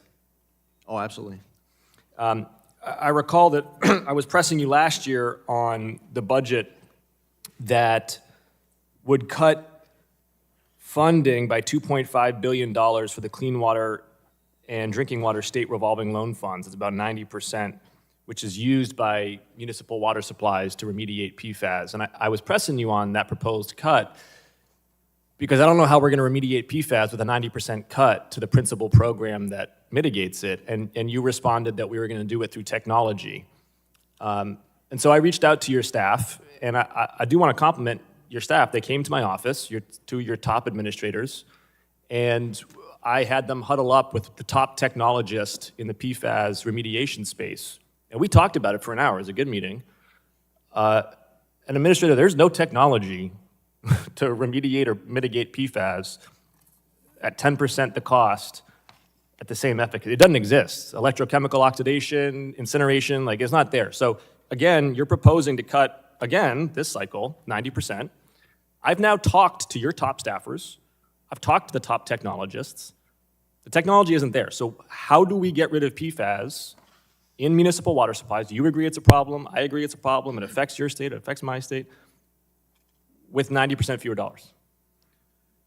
So it's your position that there's no PFAS destruction technologies that merit any conversation here? There's tons. What I am saying is, at the point of production, yes. For dredge at landfills, yes. I'm talking about municipal water supplies to get to 4 to 8 parts per trillion.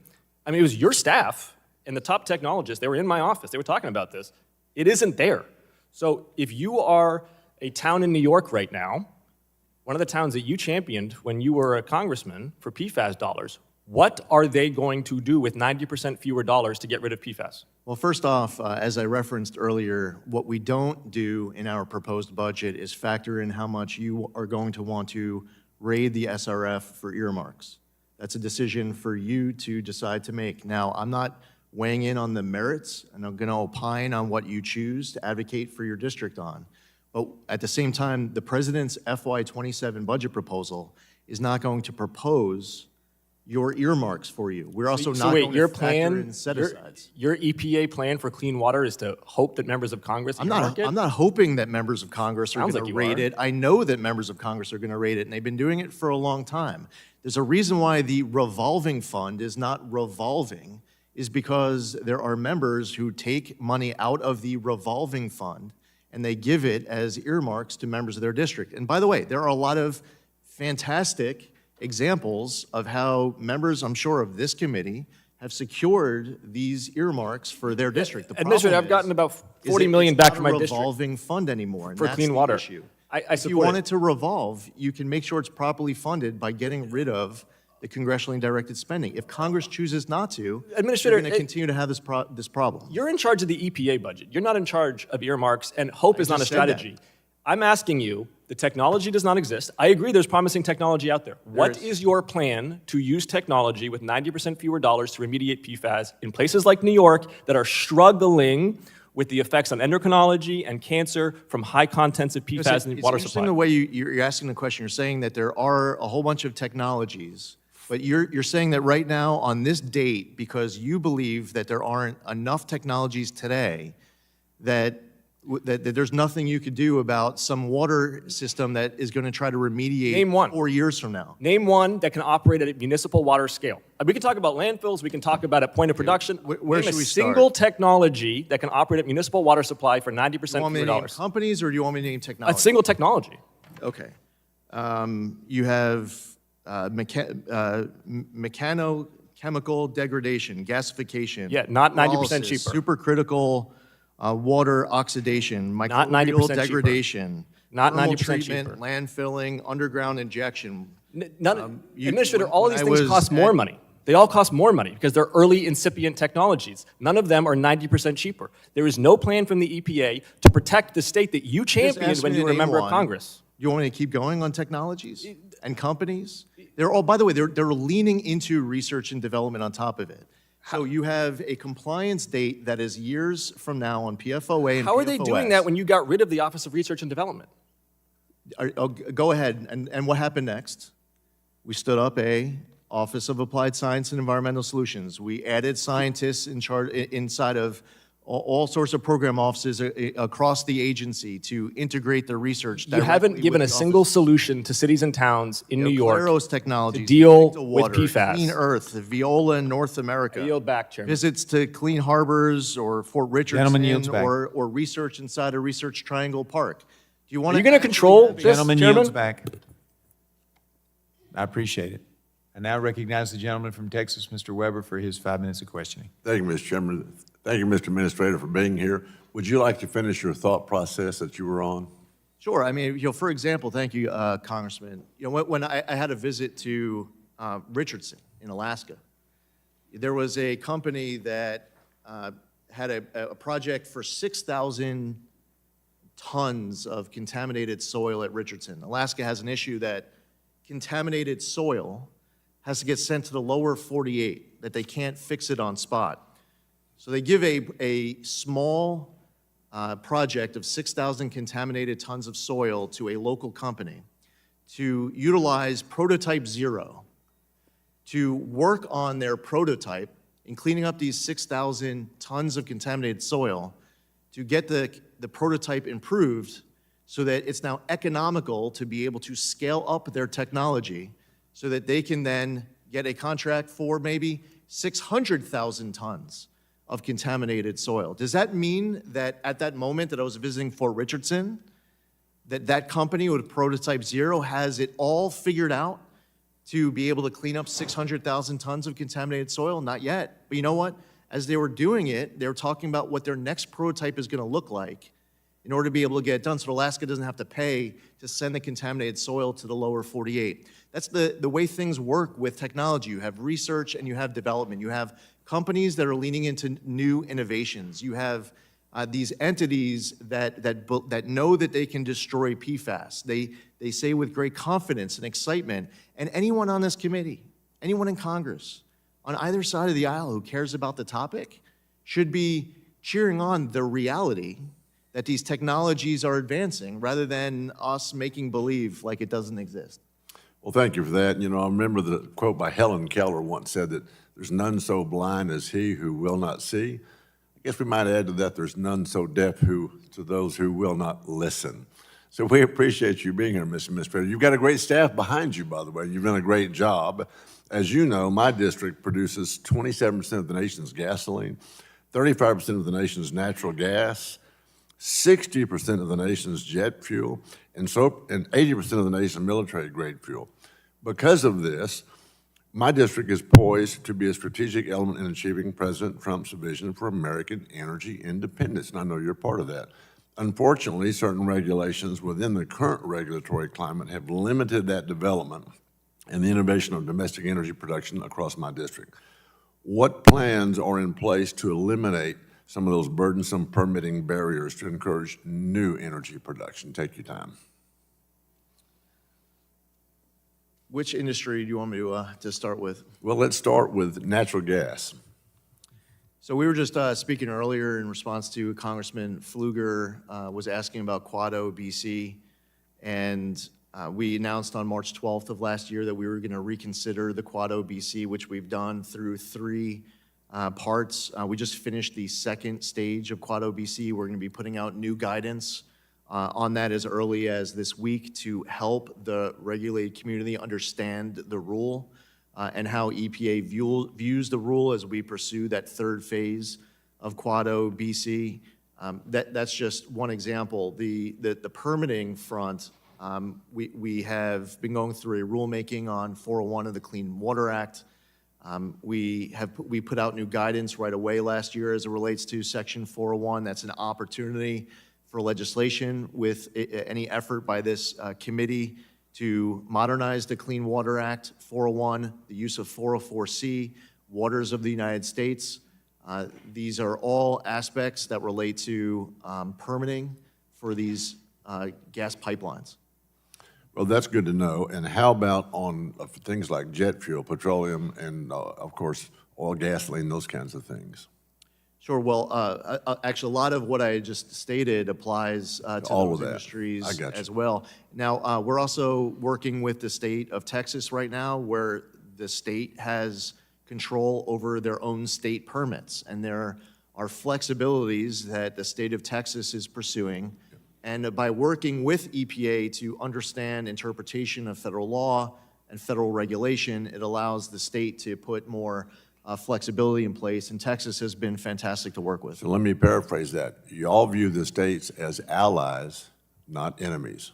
Very quickly, I'm going to say, you mentioned earlier that the world was going to end by 4 years and 9 months. I think somebody quoted here about state. Not my words. I'm going to ask the gentlelady if she would give us some more time. Maybe the world won't end. I yield back. Gentleman yields back. Now recognize Mr. Carter of Louisiana for his 5 minutes of questions. Thank you, Mr. Chairman, and thank you, Mr. Administrator, for being here. The EPA, under the current administration, has abdicated its core mission to protect public health and the environment, dropping enforcement actions, gutting grants, and sidelining science. That's why last week, along with Representative Fletcher, I introduced the Zealously Eliminating Legal Decisions of Ineptitude and Negligence Act, the Zeldin Act, to put guardrails around EPA's authority to ensure it does its job and does the job the American people expect it to do. If you needed more proof that guardrails like these are necessary, look no further than EPA's disastrous proposed FY27 budget. It's a roadmap for gutting enforcement, slashing environmental protections, and leaving communities to fend for themselves. Administrator Zeldin, I teach a course on government at my alma mater, Xavier University in Louisiana. Recently, the class learned about cooperative federalism, the system in which federal governments and the states share responsibility for implementing policy. In the EPA's context, this means the federal government sets environmental standards and provides funding to states to implement and enforce them. How does the president's proposed elimination of state and local air quality management grants, which states rely on to fund monitoring, enforcement, and community transparency of air pollution, align with that cooperative federalism model? We are in a situation where we inherited an agency where money was being lit on fire. I was asked to make a pledge when I was going through my confirmation process that we would find out what the Biden EPA was referring to when they said that they were tossing gold bars off the Titanic, trying to get billions of dollars out the door before I've got just President 3 Trump minutes. was sworn Can I in just office. ask you, yes or no, do you agree with the president's proposal to eliminate that grant program in its entirety? Every single aspect of the president's Respectfully, can you do yes or no? FY27 You're going to budget. The answer filibuster is my yes. time. The answer is yes with You regards do. to So every you said you were aspect of the trying to budget. put the fire out on these grants while putting the fire on communities that depend on these grants to have the audacity to drink clean water and drink clean and breathe clean air. You think that's the right approach? Congress has a deliberative process where you all can decide how you want to spend this money. The president has a responsibility to come in with And a little gut more it. fiscal responsibility than Okay, you. let me, I reclaim my time. As we've discussed, states partially rely on federal grants to implement federal environmental standards, conduct inspections, ensure compliance, and enforce them. How do you expect cash-strapped states like Louisiana to make up for the enforcement gap you're creating while cutting the enforcement budget of your agency by 50%? So it's your position. if No, I it's understand you your correctly. position. You made the Oh, no, no, cuts. but no, if I understand your question correctly, you're saying that EPA is cutting enforcement. You're cutting the dollars. Let me give you a quick lesson in federalism. Your responsibility to the states are to provide the resources so they can, in fact, enforce. If you cut the resources, they then cannot enforce. It's very basic math, sir. Oh, okay. So now allow me to respond. I would love you to. In fiscal year 25, during the first year of President Trump's term in office, from January 20th of 25 to January 19th of 26, we sentenced more criminal defendants. We obtained far more in criminal fines and restitution. As a matter of fact, 57.7 million in the last year of the Biden administration, 561.9 million during the first year of the Trump administration. We obtained far more in criminal forfeiture. In the last year of the Biden administration, Where was the get this, criminal amount was forfeiture from? Who was the criminal 0.1 forfeiture from? million Who was the criminal forfeiture from? Don't read off your prepared notes. Answer my question. $1.1 billion. Could you tell me from in the first who? year. Can you tell me? Because right now you're want me reading to a have- script, and I'm asking you a I'm question. giving you the numbers. No, You're you're saying not that we're giving me not the doing answer. enforcement. Sir, respectfully, could you just answer my question and abandon your script? You're the administrative EPA. You should know this. If you cut 50% of a budget, how can they possibly enforce the way it's needed? In my home state of Louisiana, people live in communities that need fence line monitoring. Another They way of need- wording it is you're welcome. Sir, no. Cleanup of contaminated I'm reclaiming soil. my time, Mr. Chairman. In the last- Mr. Chairman, I'm reclaiming my time. Administrator, I am not going to allow you to Sir, I'm not going to allow you to overspeak me and ignore my questions with prepared scripts. I have very specific numbers. questions that require specific answers. You've been a member of Congress before. You know better. Shame on you. I yield. Gentleman Can I yields. respond, Chairman? Briefly? The next person could give you some time. Sure. And that would be Dr. Marinette Miller Meeks of Iowa. Thank you, Mr. Chair and Administrator Zeldin. How did you know I was going to do precisely that? And you were also trying to make a statement, I think, and factual statement about grants being moved to other parts of the EPA, which would still be administered. So would you care to respond? Well, I appreciate that, Congresswoman. Thank you. So as I was saying, and I'm very proud of the work of our Enforcement and Compliance Office. Further examples of the good work during the first year of the Trump administration. Cleanup of contaminated soil and water. In the first year of the Trump administration, it was 59.3 million cubic yards. Compared to the last year of the Biden administration, it was 1.99 million cubic yards. $1 billion more in the value of injunctive relief, hundreds of more civil enforcement case conclusions, more pounds, a lot more pounds of illegal pesticides blocked from entering the United States, on top of the other examples that I was given previously. So, what you have is, you have members who want to grandstand, and they want to make a claim about the work of the Enforcement and Compliance Office. And what happens is when they actually meet the hard facts, the reality, and they hear the numbers, they want to cut you off and make sure that you stop reading off the numbers that disprove their false claim. But I understand that reaction when you come to a committee like this and you actually don't know what you're talking about. Most members read off scripts that are prepared for them, and most administrators do. And I remember questioning the last EPA administrator 2 years in a row with a Power Plant 2.0 rule and a tailpipe emission rule, both which reduced the generation of electricity as they increased demand of electricity, and asked if they knew how many passenger vehicles were on the road in the United States at the time. 2 years in a row, they did not know, and asked them if they knew how much power it took to power 100-mile charge for an electric vehicle. They did not know 2 years in a row. Why would you make with and put those into place if you don't know the answer to those simple, basic questions? So I'm glad that you have the facts prepared with you. And with that, let me just thank you very much as an agriculture state for your leadership in finalizing the 2026 and 2027 RVOs with record-setting biomass diesel volumes. In Iowa, we're seeing the impact of that leadership in real time, and it underscores this administration's policy for domestic American energy production, which we know is part of the diverse mix of liquid fuels and carbon-based fuels. I'd also say that these projects are not only expanding markets for farmers, they're driving job creation and economic growth across rural communities. Your commitment to implementing the import RIN reduction beginning in 2028 is a meaningful step towards reinforcing domestic American energy production and ensuring the program works as intended. Does the EPA plan to finalize the 2028 RVOs by the November 1st statutory deadline? We immediately moved to RFS Set 3. As soon as we finished RFS Set 2, we will work as fast as we possibly can to be able to get this back on track. As you know, and I believe you referenced, we inherited a blown deadline, and on top of it, we had to also get rid of the adjudications of 175 of the small refinery exemptions. Now that we're done with RFS Set 2, we were able to remove the 175 backlog in the small refinery exemptions. We moved to RFS Set 3, which we will work to complete as fast as we can.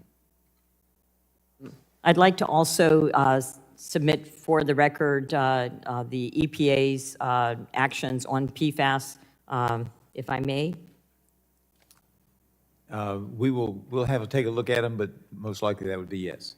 Thank you, and then I'll submit questions for the record, but I just want to get this question out because of some of the comments I've heard. In our home state of Iowa, we've shown you can modernize air permitting and still deliver cleaner air. Fine particle pollution is down more than 25% since 2000, even as Iowa has added new manufacturing and energy projects. And Iowa's Easy Air Online system, now in its 7th year, has processed more than 5,500 permit applications and reports, replacing paper forms with a streamlined 24/7 digital platform that uses built-in data checks and shared emission data to speed reviews. I just want to know, is this something that you would be able to talk about? You can submit in writing about the EPA utilizing to improve permitting and the environmental review process in the Integrated Environmental Strategies Program. And with that, I yield. Gentlelady yields. Now recognize the gentleman from New Jersey, Mr. Menendez, for his 5 minutes of questioning. Thank you, Chairman. Administrator Zeldin, I'm from New Jersey, you're from Long Island, and Superstorm Sandy devastated both of our communities. Just yes or no, would you agree that Sandy endangered communities in New York and New Jersey? Absolutely. I would too. And now we know that climate change worsened Sandy's impact, causing an additional $8 billion of damage from sea level rise and exposing 71,000 more people to flooding. Despite that disaster, which impacted Long Island and New Jersey, the EPA under your leadership has repealed the 2009 endangerment finding and all climate pollution standards for vehicles, undermining the foundation of the EPA's ability to mitigate greenhouse gas pollution and reduce the risk of more frequent and intense superstorms inflicted by climate change. These massive rollbacks are also happening in the midst of an affordability crisis. By the EPA's own admission, the rollbacks will actually cost American families $180 billion in net costs, yet you still insist on misrepresenting this repeal as a good deal for the American people. So I want to highlight some of the flawed assertions. Just yes or no, when the EPA analyzed the impacts of this decision, it relied in part on the assumption that oil will cost about $47 per barrel. Is that correct? There were many different models that were used. But $47 is what I actually have it here, is the amount that was the baseline. Are you familiar with what current oil prices are per barrel? Sure. Today? Yes, today. They're higher than that. Yeah, it's actually today, U.S. gas prices hit the highest level since the beginning of Trump's war with Iran. And we know that Americans are paying for Trump's war at the pump, with average gas prices around $4 a gallon and diesel prices around $5 a gallon. Now, with the repeal of the endangerment finding and vehicle greenhouse gas standards, among other clean vehicle policies, the EPA's own analysis shows that gas prices will increase another 75 cents a gallon by 2050, adding more than $3 billion per year in fuel costs for American drivers. But I want to move on.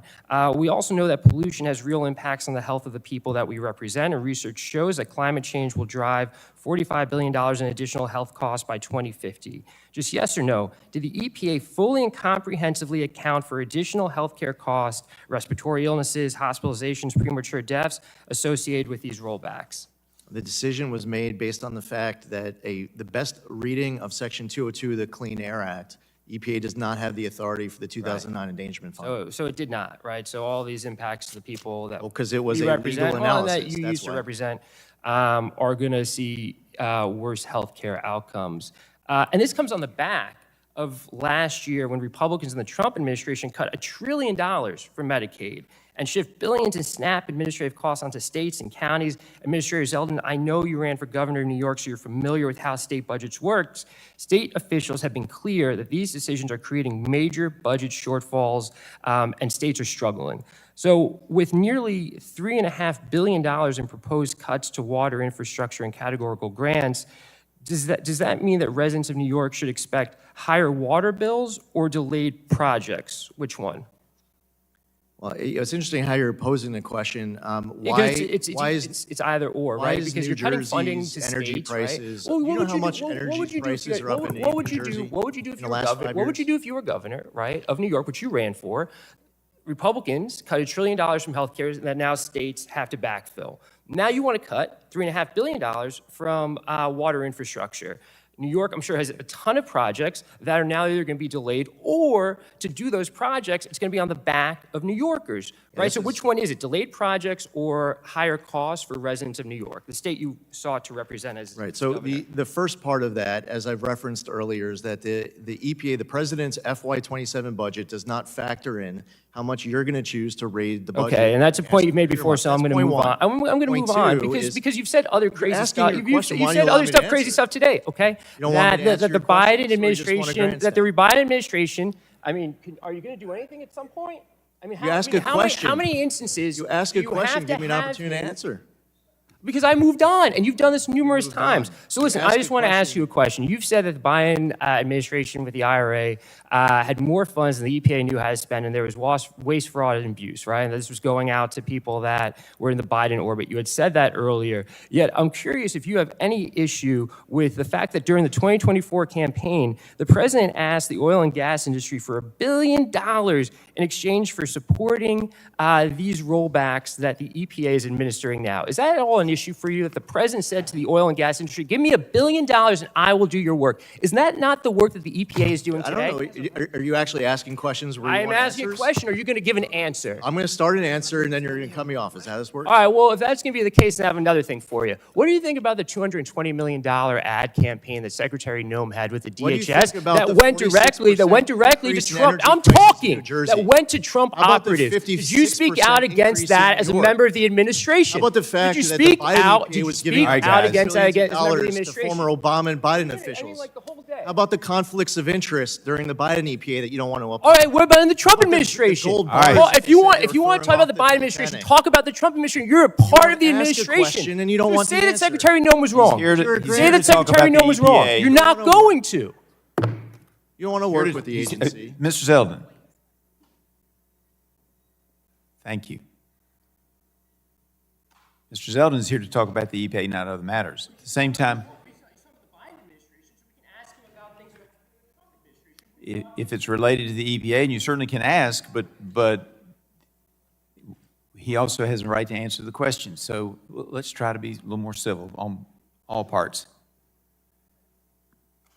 Gentleman yields back. Now recognize the gentlelady of North Dakota, Ms. Fedorchak. Thank you, Mr. Chairman. When my first day in office, I wrote a letter to President Trump and Secretary Burgum, imploring them to focus on 20 onerous Biden-era regulations that directly attacked energy producers. These regulations forced Americans to pay a lot more for their energy and left them much more vulnerable. Those 20 regulations, of those 20, 17 have been repealed, withdrawn, or vacated, or are being worked on. Many of those were the EPA, so thank you for your work on that. That includes the EPA Carbon Rule, Clean Power 2.0, the WOTUS Rule, the MATS Rule, and the Waste Methane Emissions Charge for Petroleum and Natural Gas Systems Rule. You worked on all of those. And Americans are paying, are enjoying more reliable energy as a result of that. So thank you, Mr. Zeldin. One that remains is going to have an impact in 9 days after this hearing. There's a compliance deadline on the Biden-era methane rule, and that takes effect 9 days from today. North Dakota operators tell me that this does two things. First, will immediately shut in 20 to 40,000 barrels per day of production, and it will halt drilling outside of the core Bakken area in my state. President Trump has also signed a Defense Production Act determination on April 20th, directing for expanded domestic production of petroleum as essential to national defense. So as the EPA administrator, how do you plan to reconcile these two federal directives before May 7th? We are preparing a guidance document to put out as recently as this week. It will definitely go out before May 7th. That will address this concern. Okay, and is that going to potentially extend that May 7th compliance deadline? It will directly fully address the concerns that have been expressed on this issue. Okay, good. So my producers shouldn't be preparing to shut in that production? We are well aware of the issue, and we are extremely confident that the document that we'll be putting out will be assisting the regulated community in interpreting the law and regulation. Excellent. All right. Thank you, Mr. Zeldin. I'd like to turn a little bit to new source review, the new source review issue. As currently structured, new source review program penalizes facilities for trying to modernize. Representative Griffith's New Source Review Permitting Improvements Act addresses that directly, and I'm proud to sponsor that.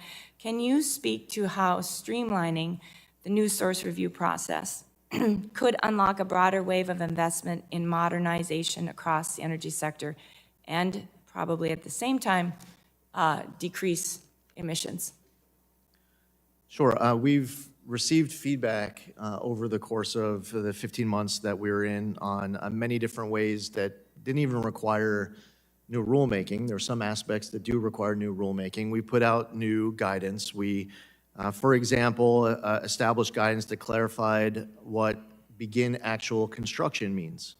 That guidance clarified that companies can build various parts of the facility as long as the building does not, with regards to the installation of emissions units or related activities, cross a particular value or threshold. We'd allowed companies at their own risk to construct their facility while they're going through the permitting process, allowing the companies to be able to operate. The begin actual construction, the interpretation of various aspects of new source review didn't even require new rulemaking for us to start to be responsive. We've received requests to go beyond that, which we are considering and planning to take action. Excellent. Would additional directive from Congress help you address that issue further? Yeah, absolutely. The Clean Air Act, which is landmark law that was passed, though, half a century ago, includes many different opportunities for modernization, which I know is a very important priority of many members of this committee. And I've spoken to both the chairman of your subcommittee, who's here, Chairman Palmer, good to see you, as well as the chairman of your full committee. And I know that this is important to you as well. So as far as ideas, we have a list put together by the White House Council of Environmental Quality. EPA has ideas even further beyond the list that was put forth by the White House Council of Environmental Quality, and we look forward to working with you to implement any potential statutory changes to help go further. Thank you, Mr. Zeldin. I appreciate your leadership. This is a common sense area for improvement, and I yield back. Chair now recognizes the gentleman from Ohio, Mr. Landsman, for 5 minutes for his questions. Thank you, Mr. Chairman. Thank you, Mr. Zeldin, for being here, talking about the EPA budget. Just in sort of pulling back a little bit over the course of the last 14 months, you all pushed for a massive spending bill, $4.5 trillion. Most of it went to tax cuts that overwhelmingly favored the super wealthy. You added trillions of dollars to the debt, cut healthcare by nearly $1 trillion, and now you are going to cut the EPA by 50%. You were a member of Congress. Would you have supported all of this as a member of Congress? The working families tax cut, I absolutely would have voted yes. And as I'm hearing from Americans across the country, they're really happy to get a lot more back in their tax return. And I would say that on behalf of all of those Americans who have shared that, while I can share that feedback with President Trump, I'd also say to the Republicans on this committee who voted for it, thank you for doing your part, understanding the economic concerns of Americans across this country. And You don't doing your spend a part lot to of make time, sure they Mr. have a Zeldin, greater Mr. tax Zeldin, return. Mr. Zeldin, you don't spend a lot of time with people right there. That really isn't true. No one's really saying thank you for cutting their health care, for adding trillions That of shows dollars. how out of to- touch you are, that you believe that Americans are not no. happy to get more back in their tax return. No, you don't talk to folks. There's no, like, I I'm visited just all curious. 50 states in my And- first and 9 people months. come up to you and they say, Name thank you. one They EPA say, thank you administrator so ever. much for spending trillions of instantly- dollars on the super wealthy and cutting our health care. That's what they tell you? No. They don't repeat your sound And bites. they're say thank just you for the greater desperately tax asking return. you to shift They all say, this we appreciate money, having more money in our wallet. all this we appreciate money being back able to to- afford to heat our home and fill up our gas tank. It's so and have our absurd. groceries in It's our so refrigerator. absurd. Stop. That's what It's they say. absurd. So that's what they say. They don't repeat your They talking don't. points. They don't say that. They absolutely don't. They don't We're all say- members of Congress. They don't say that they're grateful for having more back in their tax return. No, That's they- your position. That shows how out $1 of trillion, touch you and are. you're shifting money to the states. So this is Russ Vought, right? He's the head of OMB. He sets the policy for all of you. He came to you and said, I got to cut your budget by 50%. The EPA, it's there to protect the environment and Americans. And you just say, okay, is that how it works? Like, because this is Russ Vought, who was the architect, one of the key architects of Project 2025, which was, we're going to decimate the federal government, shift the cost burden back to states, and we'll free up all this money for tax cuts for the super wealthy. And you were like, okay, that's fine. No, that is not what happened. So Russ Vought doesn't make this call? The budget that I'm here before Congress is a budget that I support, that I take responsibility for crafting. Well, I suspect he is glad to hear And I'm you sure say he's, that. Yeah. I'm sure he's happy with the budget that we. That he crafted. But that's not true. It is true. Okay, well, you're entitled to your own version of reality, I guess. Same Go with ahead. you and how happy It's your people position are that our with agency didn't put this together our tax budget. plan where they're just getting demolished in terms of their health care. I want to talk about health care cuts coupled with EPA cuts. People are obviously worried about their health. Don't you agree that's a concern with the health care cuts, and now you're going to pollute more of the water and air?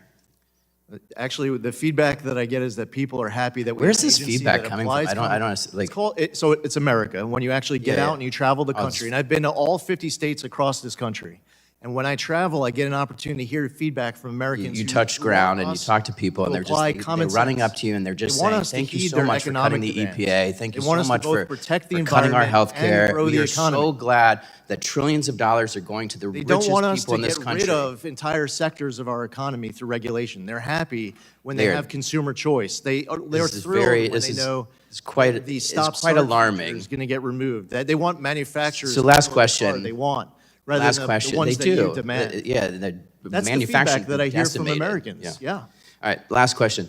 The data centers. Talk about the analysis you've done on the pollution, water, air, noise. So what I've been doing in my travels. I mean, you have visiting so data many centers binders. is I just that- want to know, like, is one of them the analysis work that you've done on data centers? Yeah. Can I see the binder? Which binder does want me to analysis? Yeah, which one of it does, like, I've never seen any, there's so many binders. We do a lot of work. We prepare. Yeah, I'm sure. So which one? What do you think? I They're all- wanted they're all blank? Can what is the analysis How about I you've just done on the answer data off the centers? top of my head? Data centers, I've been traveling the entire country. The good thing about data centers that are being built across this country, and fortunately, we're For talking big about tech. It's massive been great for investments. big tech. It's been terrible for our communities because no one's protecting them, Go which is ask what the you're supposed to residents do. of I West yield back. Memphis, Arkansas, about the $1.1 billion benefit that they're getting as Entergy ratepayers because of the Google Center in West Memphis. The gentleman yields. Chair now recognizes the gentleman from Colorado, Mr. Evans, for 5 minutes for his questions. Mr. Zeldin, well, first, thanks to the chairman and to the ranking member for this hearing. And Administrator Zeldin, thanks so much for taking the time not only to come talk to us today, but for the times that you've come out to Colorado, where we've had roundtables with real constituents and real stakeholders in my community. So really appreciate you taking that time. In those roundtables and other times, we've had conversations about common sense updates to the Clean Air Act to ensure that American job creators, the American consumer, the American economy is not unfairly punished for emissions outside their control, because I think we can all agree that one of the other things that has a negative outcome on people's health is poverty. If they can't get jobs and we can't build or produce or make anything here in the United States, then people don't have money, they don't have insurance, and their health also suffers from poverty. So being able to make sure that we can update things like the Clean Air Act to not strangle the American economy is incredibly important to me. Just last week, my bipartisan bill, the Fire Act, which clarifies how emissions from wildfires and controlled burns and other exceptional events are treated in federal air quality standards, it passed the House. And we know the data. Multiple studies have shown that controlled burns significantly reduce overall emissions when compared to damaging wildfires. And so while I'm appreciative of the work that EPA has done to encourage prescribed burns through rulemaking, there's a bipartisan consensus that a statutory fix is necessary to allow states to exempt emissions from prescribed burns and take decisive action to prevent catastrophic wildfires. So Administrator Zeldin, kind of a two-part question. Do you believe that the Fire Act will increase the use of prescribed burns in the United States? And do you agree that this bill is likely to lower overall emissions in the United States by preventing catastrophic wildfires? Yes, and by pursuing more work as it relates to modernizing the Clean Air Act, there are many opportunities. This, I know, is an important issue for you and your constituents in Colorado.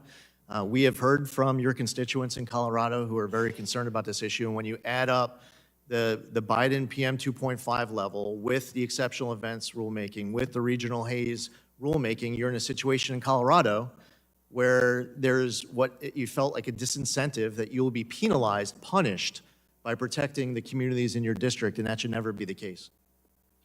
Now, thank you for that, Administrator. And my motivation for this is because, as you've talked about, as I've talked about, as my governor, who's on the opposite side of the aisle, has talked about, 70% of the emissions in Colorado don't come from sources under Colorado's control. And one of the other consequences of being in a non-attainment area, even though over 2/3 of the emissions come from outside of our control, one of the other problems is reformulated gas. This is a mandate under the Clean Air Act. Reformulated gas costs about 40 cents more per gallon, not my data, my governor's data point, and it reduces ozone emissions by 0.1 parts per billion in terms of emissions. So, Administrator, I know that the EPA has the authority to grant a reformulated gas waiver, and this would keep my constituents from having to pay 40 cents more per gallon for a 0.1 part per billion reduction in ground level ozone. Is that something that you and your team will commit to providing serious consideration around, that RFG waiver for Colorado for summertime ozone? Yes. Thank you. Last question, Mr. Administrator. Last month, I was honored to welcome Chairman Guthrie, Chairman Palmer, several other members of the Energy and Commerce Committee to my district to tour Suncor. They run the last two small refineries in the state of Colorado. Those two refineries provide a third of the gasoline, a third of the jet fuel, half the diesel fuel in the state of Colorado. And as small refineries, they currently benefit from the Small Refinery Exception Program, which is administered through the EPA, but they are struggling under the crushing weight of state regulations in the state of Colorado. And so, do you believe that refineries operating in states with heavy exceptional state regulations like Colorado, should small refineries like that be considered for regulatory relief at the federal level to protect essential energy infrastructure from shuttering? While I can't speak to an individual small refinery exemption request, it is very important for there to be full transparency, following the law strictly. There's plenty of court cases that are going on, so honoring the decisions that are set by court and making sure that we are working closely with those applicants, including applicants that come in from Colorado, to make sure that their requests are adjudicated fairly and factoring in certain elements that you just included in your remarks. Thank you, Administrator. Yield back. Gentleman yields. Okay, can I let the wave-ons go first? Okay.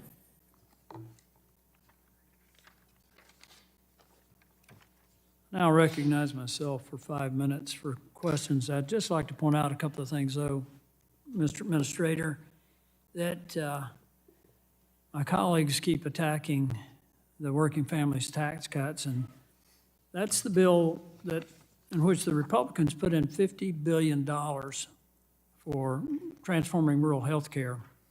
There are whole areas of the country where women expecting a child might have to drive an hour, hour and a half just to see an OBGYN, and every one of my Democratic colleagues voted against it. There are 51.4 million senior citizens on Social Security who didn't have to pay any income tax on their Social Security, and every one of my Democratic colleagues voted against that. There are people working in the tip economy, single moms that saw a tax cut, sometimes approaching $2,000, some more than that they could use to buy school supplies for the kids, maybe repair a car or get better housing, and every one of my Democratic colleagues voted against that. The middle 60% of income earners saw the largest after-tax income increase, raised take-home pay significantly for those, and every one of my colleagues voted against that. Now, I want to get back to the purpose of the hearing. It's in your proposed budget, the EPA requests $1.7 million to implement the Good Samaritan Remediation of Abandoned Hard Rock Mines Act of 2024. Can you tell us a little bit more about that program? Sure, we have been working hard at implementing this. We plan on getting out the first few this year. Our goal is to get out the first 15 over the course of this administration. And we look forward to fulfilling our role and making sure that congressional intent is met and this program is well led and well executed. Well, the program would provide permits for remediators and so that they wouldn't face liability under the Comprehensive Environmental Response Compensation Liability Act, CERCLA. So I wanted to touch on a related issue. EPA's budget justification also discusses efforts to clean up PFAS contamination. At a hearing in December, the committee discussed concerns with regulating PFAS under CERCLA. As you know, last year, EPA announced that it would maintain the previous administration's designation of PFOA and PFAS as hazardous substance under CERCLA. At the hearing, members heard that this designation has been problematic because, among other things, PFAS are ubiquitous in the environment and there are no federal PFAS cleanup standards. From what you and your staff are hearing and have concerns about liability for PFAS contamination hindered efforts to remediate and reuse properties potentially contaminated with PFOA, PFOS, and other substances? And if so, what is EPA doing to address this? Well, first off, it's important to note that the work under PFAS doesn't cleanly fit inside of RCRA or CERCLA. And this is something that I know, and from conversations with members of Congress, this is something that there are members of Congress in both chambers they're working to address. One of the concerns that are brought up to me most often is that the passive receiver status of these local water systems, where they would have to pass off costs to their ratepayers. If a ratepayer has to pay to clean up PFAS contamination from their own water supply, that is against the principle of polluter pays. So for Congress to be able to work through this in amending federal statute to ensure that ratepayers don't have to pay to clean up their own PFAS contamination, that is an example of a way that these laws can be amended to fit better as it relates to PFAS cleanup. Could you talk briefly about the significance of the EPA guidance that was transmitted to an Arizona semiconductor fabrication plant regarding the definition of pre-construction activities and how it helps to streamline the new source review permitting scheme? Sure. In order to be able to move forward with the construction work without having to be delayed for years waiting for a permit, when something is inactive and then it's restarting, not to put them back at the beginning of the process when they're looking to restart a project that had already been permitted in the past. There are ways through the use of current rules where we were able to announce last September these changes on the pre-construction, permitting, through new source review. It was in direct response to what we heard from the regulated community to ensure that these projects can move forward rather than getting stalled for years. My time has expired. The chair now recognizes members who have waved on to the committee. I recognize the gentlelady from Florida, Ms. Castor, for 5 minutes for her questions. Thank you, Mr. Chairman. Mr. Administrator, the Trump administration's policies are inflicting higher cost on our neighbors back home. The way I characterize it, based upon what I'm hearing from my neighbors, is that it's soul crushing when taken all together, whether it's higher grocery bills, the pain inflicted by illegal tariffs, higher electric bills, ripping away health care, or leaving them with much higher premiums. And, you know, folks look for folks up here to provide solutions, and I am so sorry to report to them from representing a community that so values clean air and clean water, that the EPA is making it worse, and they're making it more expensive. EPA, when you look at this budget, EPA will make it more difficult for local communities to build and maintain the clean water infrastructure that they rely on, the drinking water infrastructure they rely on. It's a community that was hit hard by Hurricanes Helene and Milton, and we had a lot of critical infrastructure impacted severely by flood and by historic rainfall events. So when I look at your budget that you seek to slash almost in half clean water state revolving loan funds, drinking water revolving loan funds, this is the important partnership between EPA and our states and our local communities to keep that infrastructure online, to help us modernize it, and to help us save money, because an important piece of those of EPA's authorities are to work with local communities to help them become more resilient and also to repair after a natural disaster. And for a community like mine that is, I don't think we're unique. There are natural disasters, climate-fueled disasters that are increasingly expensive, increasingly more frequent. And for you all to kind of rip the rug out from under local communities, you're just asking our neighbors back home to pay more again when they're already grappling with much higher costs. In my state already, we're seeing more industrial facilities, waste sites, and neighborhoods inundated by floods and threatened by wildfires. And that has a significant pollution impact, because when you know this well, that unleashes toxic chemicals into the air, soil, and drinking water. At the same time, you're proposing massive cuts to the very initiatives and professionals that lead federal hazardous materials response and long-term cleanup.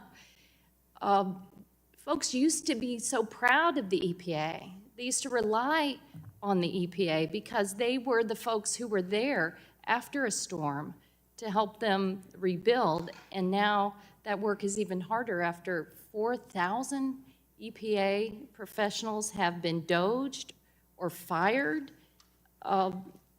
It's so difficult to watch what the Trump administration is doing. You're unleashing all of this pollution. You're making the heating of the climate worse and more expensive. And then when we suffer these costly natural disasters, you're ripping away the help that we need to recover and repair and to save taxpayers money by building more resilient infrastructure. It's kind of like what you're doing with healthcare. You rip healthcare coverage away from people, and at the same time, you're making lives less healthy by allowing more toxic chemicals in the air, in the water, in the food we eat. I just urge you to make a course correction. Make a course correction for the sake of our country, for the sake of our pocketbooks, for the sake of our kids. We want to restore the pride that we had in our environmental laws and not cut them and side with polluters every single time. And I also need to correct the record, because it is not true what you said before, that you are a stalwart in upholding our environmental laws. I know you had a little conversation with my colleague from Louisiana. You're not being straight with people. And I'll submit this for the record, Trump's EPA issues record low legal actions against polluters, watchdog group fines. You said that a lot of the 1.16 billion in civil penalties and criminal fines were your initiative. That's not true. Most of those cases were started under the Biden administration, and your record is that you've initiated a record low number against polluters compared to past administrations. Gentlelady's time is I'll expired. offer this, ask unanimous consent to submit this Without for the objection, record so and ordered. urge a course correction, Mr. Administrator. People deserve better. Chair now recognizes the gentleman from New York, Mr. Langworthy, for 5 minutes for his questions. Well, thank you very much, Mr. Chairman. Administrator Zeldin, welcome. It's great to have a fellow New Yorker testify before the committee because you understand something many in Washington don't, in that there is a real disconnect between what activist politicians in states like New York promise on paper and what families and businesses are dealing with on the ground. New York continues to brand itself as a national climate leader under policies like the Climate Leadership and Community Protection Act, which I know you're very familiar with. But the targets embedded in that law, 100% zero emission electricity, aggressive electrification mandates, and 100% zero emission electricity, aggressive electrification mandates, and rapid phase-outs of traditional fuel are increasingly colliding with reality. Your agency's efforts over the past year to streamline new source review permitting, bringing greater clarity and predictability to the Clean Air Act implementation and revisiting overly stringent particulate matter standards are helping to push back on policies that go beyond what is achievable. And likewise, steps to ensure federal rules do not unintentionally reinforce state-level mandates that limit fuel choice or undermine grid reliability are critical for constituents like mine in Western New York and in the Southern Tier, and I'm very grateful that we have a friend and ally at the EPA that knows and understands my district. Administrator Zeldin, how is EPA working to restore balance in protecting air quality and environmental standards while also making sure that we're not driving jobs and investment in manufacturing out of states like New York through unworkable regulatory burdens?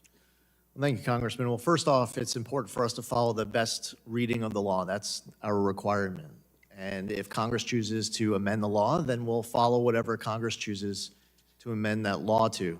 When the American public voted for President Trump and Republicans in November of 2024, they were putting forth a Trump mandate of wanting an agency like EPA to apply common sense, to strike a balance of protecting the environment and growing the economy. They saw an agency that felt like in order to protect the environment, we have to target entire sectors of our economy for extinction. They want more reliable, durable baseload power. They want to unleash U.S. energy dominance. They want to bring back and empower the American auto industry while also protecting the environment. So what you'll see on the other side of the aisle is you'll have members who will want to ignore the fact that on the 1-year anniversary of President Trump's term in office, we released a list of our top 500 environmental actions. Not once have any of your colleagues on the other side of the aisle who claim to be so concerned about protecting the environment, do they want to even acknowledge all of the good work of our dedicated career staffers at the agency? All those scientists who have been there for 20, 30 years, who have secured so many wins, everything that we've done with tackling the decades-long Tijuana River sewage crisis or responding to the LA wildfires, or increasing water quality standards across 30-plus miles of the Delaware River Basin. How can you be that concerned about protecting the environment when you want to make believe that this list doesn't exist? And I appreciate the fact, Congressman, that you have been so strong in advocating that we strike that balance, that we protect the environment and grow the economy, proving that we can do both. Well, thank you very much. You're doing a stellar job at the agency. Going to, my district has Cummins Engine, a very large driver of manufacturing. What is EPA doing to provide regulatory certainty for heavy-duty truck and engine manufacturers so that they can continue to invest and hire and operate in states like New York without being driven out by conflicting and unworkable requirements? Sure. Well, one is that we believe that manufacturers should be making what customers want, what customers demand, as opposed to what politicians and bureaucrats demand. We've seen these mandates coming out of the Biden administration, coming out of states like California, trying to bend the vehicle market to ideological whims, to try to achieve climate goals. And as a result, people are paying more for vehicles. They have a situation where manufacturers are building vehicles that just sit on lots and they aren't wanted. And I commend Congress for removing the electric vehicle mandates with the 3 Congressional Review Act actions that were taken last year. I commend this body, all of the Republicans on this committee who have engaged our agency to make sure that we're promoting consumer choice, that we are understanding the need to apply common sense, that we protect the environment and grow the economy, that we achieve both on behalf of your constituents. And I'm grateful for your advocacy. Thank you. I wish I had more time, and I yield back, Mr. Chairman. Someone yields. The chair now recognizes the gentlelady from Texas, Ms. Fletcher, for 5 minutes for her questions. Well, thank you so much, Mr. Chairman, and thank you, Ranking Member Tonko, for allowing me to wave on to this hearing to follow up with Administrator Zeldin on some critical issues very important to the people that I represent in Houston. And Administrator Zeldin, when you appeared before this committee last year, we spoke about the vital role that EPA's Region 6 lab in Houston plays in keeping people in our region safe. And you committed to working with me to maintain a presence from this lab in Houston. So I just want to revisit that conversation and follow up on it. It is a question that I have asked every EPA administrator that has come before me and any committee I've served on in the time I've been in Congress, because in 2019, EPA announced that it would close the Region 6 Houston lab and relocate its employees to a location more than 400 miles away in Ada, Oklahoma. And I know, Administrator, at the time we talked about this last year, there was a lot coming at you. So I'm hoping we can follow up and talk a little bit more about the process and where you are and where the EPA is in that process. This announcement was made pursuant to the 2016 law, the Federal Asset Sale Transfer Act, to reduce federal property holdings. And I also submitted some questions for the record after that. And, unfortunately, I'm sorry to say, I don't think that I was able to get the information I need. So I'm hoping that you can give me and the people I represent a little more clarity today. And, just really show us that EPA is going to continue to work with us on this in terms of keeping our community healthy. As I mentioned, EPA announced it was going to close this lab, and there's been a huge outcry in Houston that we cannot have this happen. And the lab really provides rapid response air and water quality monitoring and testing. And I'm sure you know, Administrator, in our region, we are prone to hurricanes. We have a lot of concerns about what's happening during hurricane season when flooding and storm damage can compromise systems that are meant to protect Houstonians, especially from industrial emissions. And it's worth noting that the lab is an active partner in disasters of all kinds. Of course, we're very concerned about emissions along the Port of Houston. It's a 52-mile waterway that has 200 public and private facilities and is the nation's largest port for waterborne tonnage. And unfortunately, in this industrial area, we've had a number of incidents involving petrochemical facilities where rapid air quality testing, water quality testing is absolutely of the essence. And so we are deeply concerned that not only will we lose the ability to have that rapid testing, flying samples to Oklahoma to do the testing, to get information back, but also EPA is going to lose that expertise because, candidly, you're not going to see all of the people who work in that lab able to move their families to Oklahoma. And so the move has been delayed over the years. I would encourage you to reconsider it altogether. But I know when we talked last year, we talked about the idea that EPA is committed to keeping a presence in Region 6 in the lab in Houston, even if it closes the existing lab. Now, the existing lab is still working, and I would like to keep the lab open indefinitely. But can you confirm for me today that EPA will fulfill its commitment on keeping a presence from Region 6 lab in Houston for the reasons I just discussed and more? Well, as you pointed out, it's a 2009 notification that EPA sent to congressional appropriators to relocate Houston to Ada. It was reaffirmed in 2022. Employee relocation associated with the consolidation is targeted to begin in 2027. I can commit that EPA will maintain employees in Houston to support emergency response, criminal investigations, and other operational needs. The completion of the ADA project is contingent on the agency receiving FY 2027 building and facilities appropriations at historically comparable or higher levels. EPA will complete the environmental due diligence process for the Houston laboratory as part of the transition and lease exit. And as you pointed out, this is something that started several years ago before we got here. And in moving forward, I can commit, though, that EPA will maintain a presence in Houston as it relates to the functions that I just stated. Thanks, Administrator Zeldin. I'm going to run out of time. You know how this works. But I would like to get your commitment that EPA will retain a robust presence in Houston, and will follow up for the record with questions about the number of employees that will remain, the positions that will remain, and the timeline. I appreciate your response today. And Mr. Chairman, I yield back. Thank you. Gentlelady yields. The chair now recognizes the gentleman from Michigan, Mr. James, for 5 minutes for his questions. Thank you, Chairman Palmer and Ranking Member Tonko, for holding this important hearing today. Administrator Zeldin, welcome, and thank you for being here. Welcome back.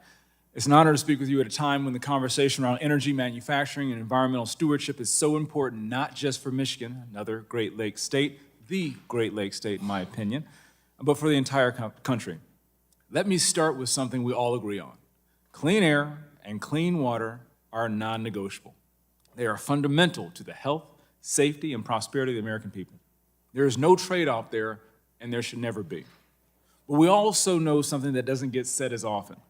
The United States, and especially states like Michigan, manufacturers and producers of energy, we make it cleaner and safer and more responsible than anyone else in the world. That's a competitive advantage. We should be leaning into that competitive advantage, not regulating our way out of existence. Over the past several years, we've seen a growing trend from the previous administration, from the Whitmer administration in Lansing, toward theoretical one-size-fits-all regulations that look good on paper, but they don't work in the real world. These mandates too often strangle businesses, delay projects indefinitely, and make it nearly impossible to build, invest, and innovate right here at home. At the time when we're competing with China, who's not playing by the same environmental economic rules, the last thing we should be doing is tying our own hands. If we push production overseas, we will not reduce global emissions. We just outsource them along with American jobs and leadership. That's why I want to commend your administration, sir, for taking a different approach, one that recognizes the need for realistic regulations, regulations that protect our air, protect our drinking water, yes, also respect the ability of American workers, manufacturers, and builders to actually get things done and keep prices low. We need a framework that prioritizes outcomes over ideology, one that reduces frivolous litigation, cuts through unworkable mandates, and restores a sense of balance so that we can build again in this country. At the end of the day, we can protect our environment and grow our economy. In fact, we have to do both. And it's best when we trust Americans, when we trust American innovation, when we trust American workers, and we use common sense. Administrator Zeldin, thank you again for being here and for your leadership. We look forward to working together to ensure that America remains both the cleanest and the strongest economy in the world. So my first question, Section 111 and reducing barriers to reliable and affordable energy. My home state of Michigan, high energy costs threaten families and industries alike. You pledged to reconsider regulations that limit the production of reliable and affordable energy. For example, I've heard from producers in Michigan that it can be more cost-effective to flare excess gas than to build a new pipeline. Do you believe that overly burdensome regulations are driving up the price of electricity, sir? Absolutely. If so, how is your agency continuing to prioritize action on those regulations? We just completed phase 2 of a 3-phase process of reconsideration of Quad O BC.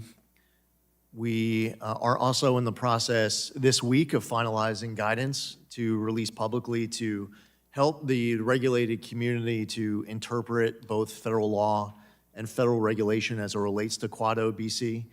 There's an upcoming May 7th deadline that if we don't put that guidance out, some worry that they might not be interpreting the regulation correctly, but that's not the end of the work. The reconsideration of Quad OBC was partially completed with the second phase. That work of reconsideration of Quad OBC will be completed during the third phase. Thank you. Last question. One of your goals for FY 2027 is to bring back and protect American auto jobs. Can you describe a little bit how that $103.9 million requested for this purpose will revitalize the American automotive industry? Well, it's really a combination of a lot of actions that we're taking inside of EPA as well as other agencies in the federal government. Working with Congress, Congress passed 3 congressional review acts to revoke Biden EPA waivers to the state of California. And you were one of the key leaders here in this chamber to make sure that this was done to protect the American auto industry, to revoke the California electric vehicle mandate, passed, signed into law. You saw an announcement with the Secretary of Transportation to reconsider CAFE standards. Just a couple of months ago, EPA announced the rescission of the 2009 endangerment finding, all the greenhouse gas emission standards on light, medium, and heavy-duty vehicles, as well as all off-cycle credits, including that almost universally despised start-stop feature. We are going through our NOx 2027 rule, whether it was the right to repair guidance or it's rolling back DEF requirements. There's so much that we have been doing under President Trump's leadership to make sure that we're delivering on that Trump mandate that the American public voted for. And in so many respects, especially as it relates to the Congressional Review Act, we wouldn't have been able to do it without your leadership. Gentleman's time has expired. Chair now recognizes the gentlelady from New York, Ms. Ocasio-Cortez, for 5 minutes for her questions. Thank you, Mr. Chairman, and good afternoon, Secretary Zeldin. This week is a big week in the Supreme Court and Congress regarding considerations of glyphosate. Glyphosate is the active ingredient in the herbicide Roundup, which is produced by Bayer, the multi-billion-dollar foreign chemical company that also owns Monsanto. It's used on hundreds of millions of acres of farmland in the U.S., including corn, wheat, soybeans, and even almonds. And glyphosate is even used to dry out crops before they are harvested. Correct, Administrator Zeldin? Correct. Thank you.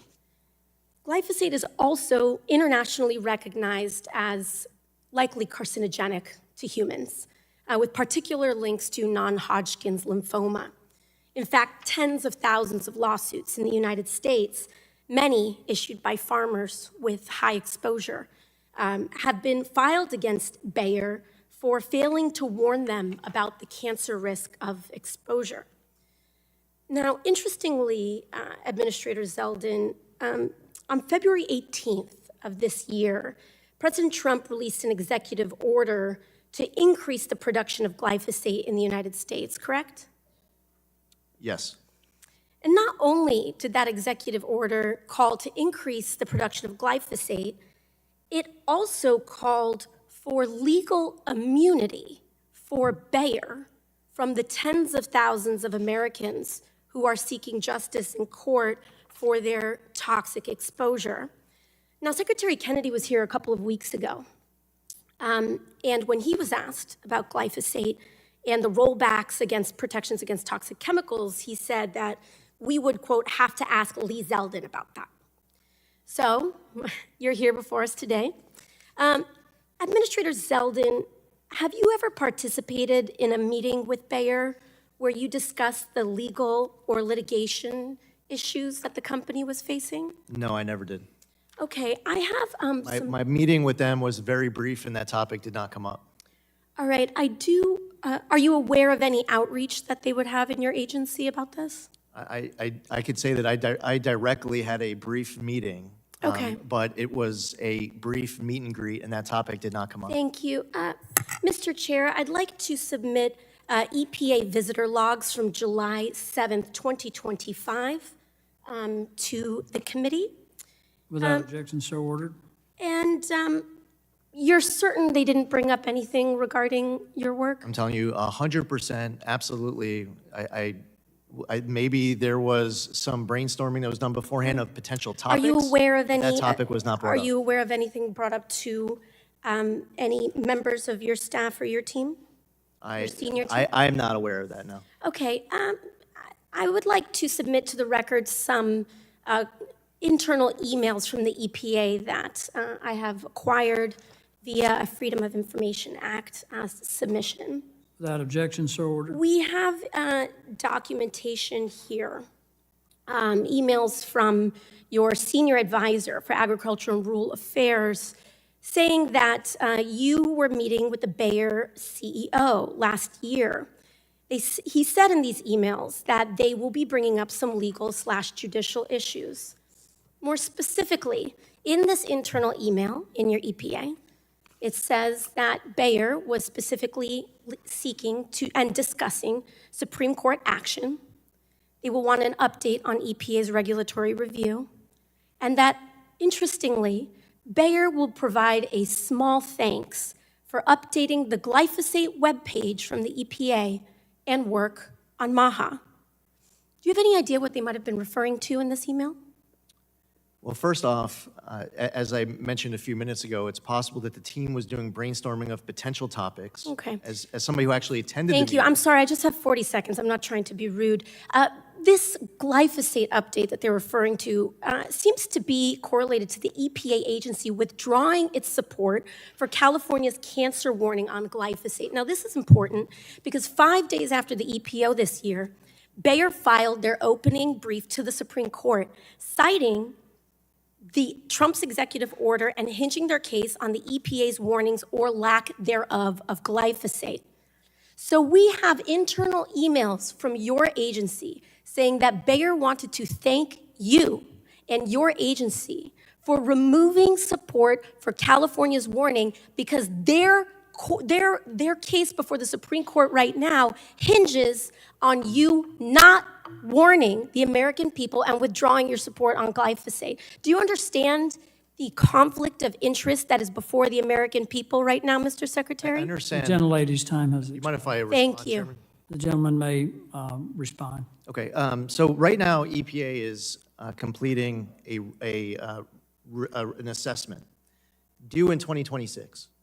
And I understand this is a very important topic for many people in this country. This review that the EPA is being conducted, my guidance to dedicated career staffers, and then we have people who've been there for 20, 30 years, is that I don't want to It's taking a while, Secretary Zeldin, because let me answer. the Supreme Court is going to be making decisions this week, and Congress is voting this week on legal immunity. Okay, but you made your point. Now, I'm asking, do you mind if I answer? This is an important part of this, and I'm sure you also care. And I think the timing gentleman's time is is also very expired. important, Secretary Zeldin. The gentlelady's time has expired. Thank you.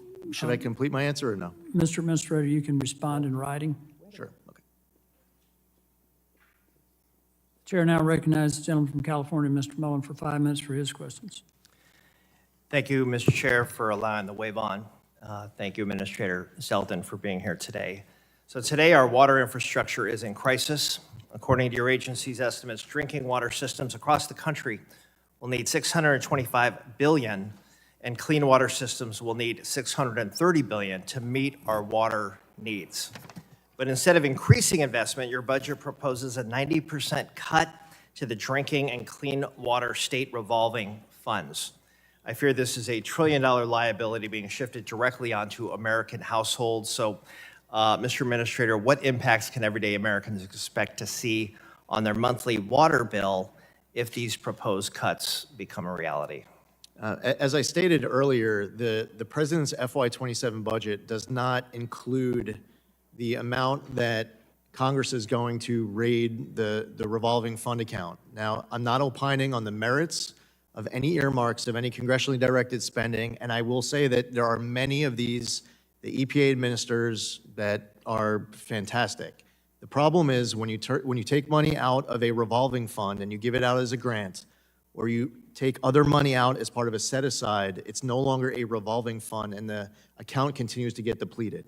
So a great conversation that could be had right now is how do we ensure that the revolving fund is revolving, that you can fulfill the original congressional intent, but the EPA in the President's FY27 budget is not asking for your earmarks.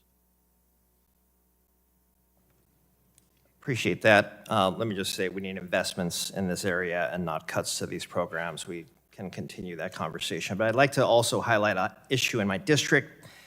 I know your territory is sprawling, but this is an important issue in California 15 at the Muscle Rock landfill in Daly City.